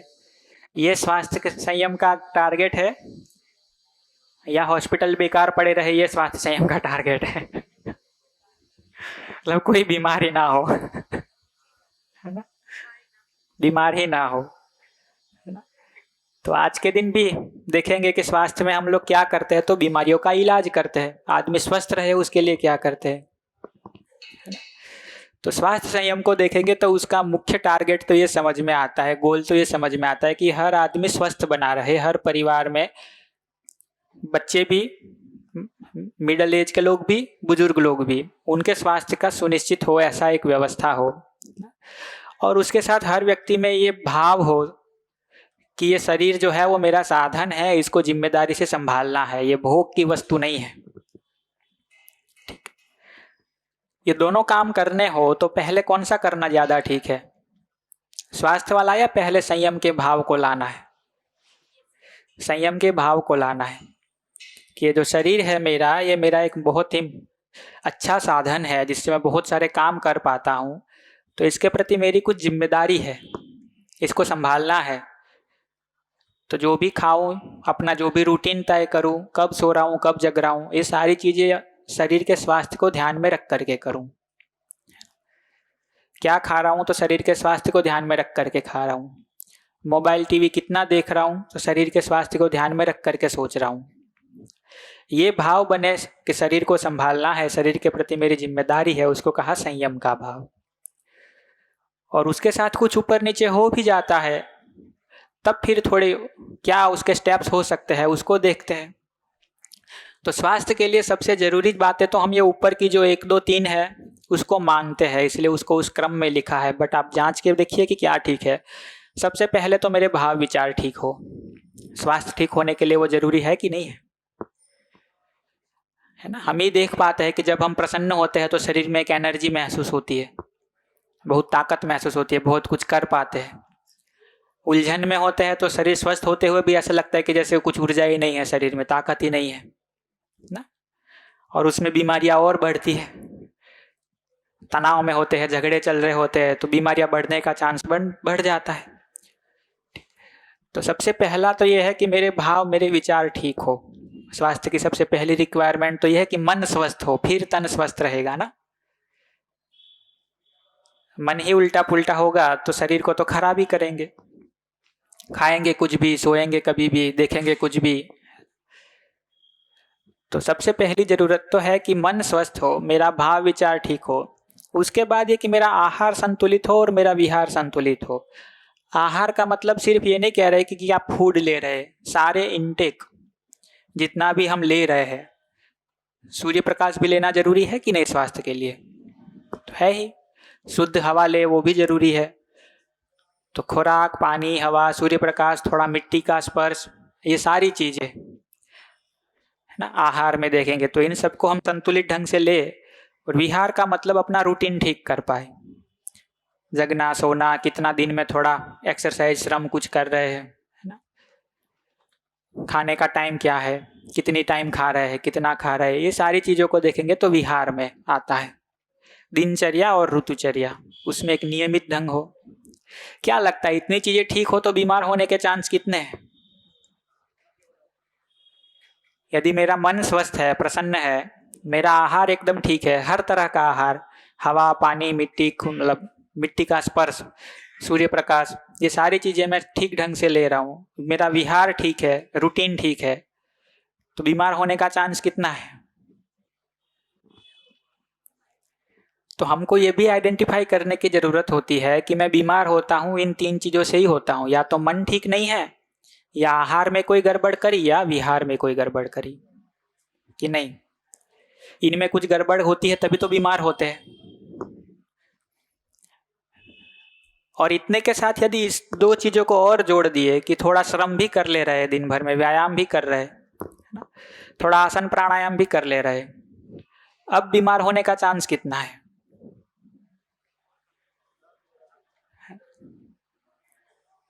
इसमें गड़बड़ हो गई तब फिर है कि अब कुछ औषधि लेनी पड़ेगी, और औषधि का मतलब इतना है कि थोड़े टाइम के लिए कुछ औषधि लेंगे और फिर नॉर्मल रूटीन में वापस चले जाएंगे। अच्छा, इतना खराब करके रख दिया है कि अब कुछ ठीक नहीं हो सकता, तब फिर लास्ट ऑप्शन है ऑपरेशन, है ना।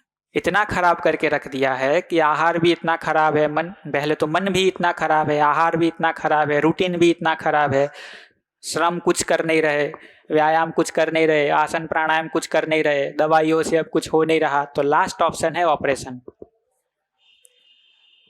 है ना। और आज के दिन हो ये रहा है कि ऑपरेशन बहुत नॉर्मल हो गए। ऑपरेशन कराना कोई बड़ी बात नहीं लगती, नॉर्मल लगता है, कुछ हो गया करा लो ऑपरेशन। तो ठीक आहार विहार, ठीक श्रम व्यायाम आसन प्राणायाम, इन सब से बहुत सारा स्वास्थ्य सुनिश्चित किया जा सकता है। इतनी बातें हमको स्वास्थ्य संयम के संदर्भ में करनी थी।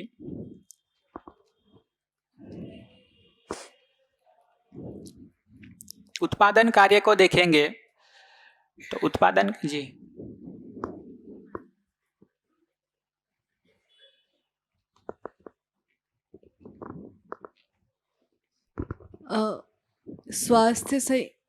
स्वास्थ्य संयम से भी ज़्यादा ऑपरेशन एक्सीडेंट वाले केसेस में दिखते, तो उसका क्या सोल्यूशन लगता है?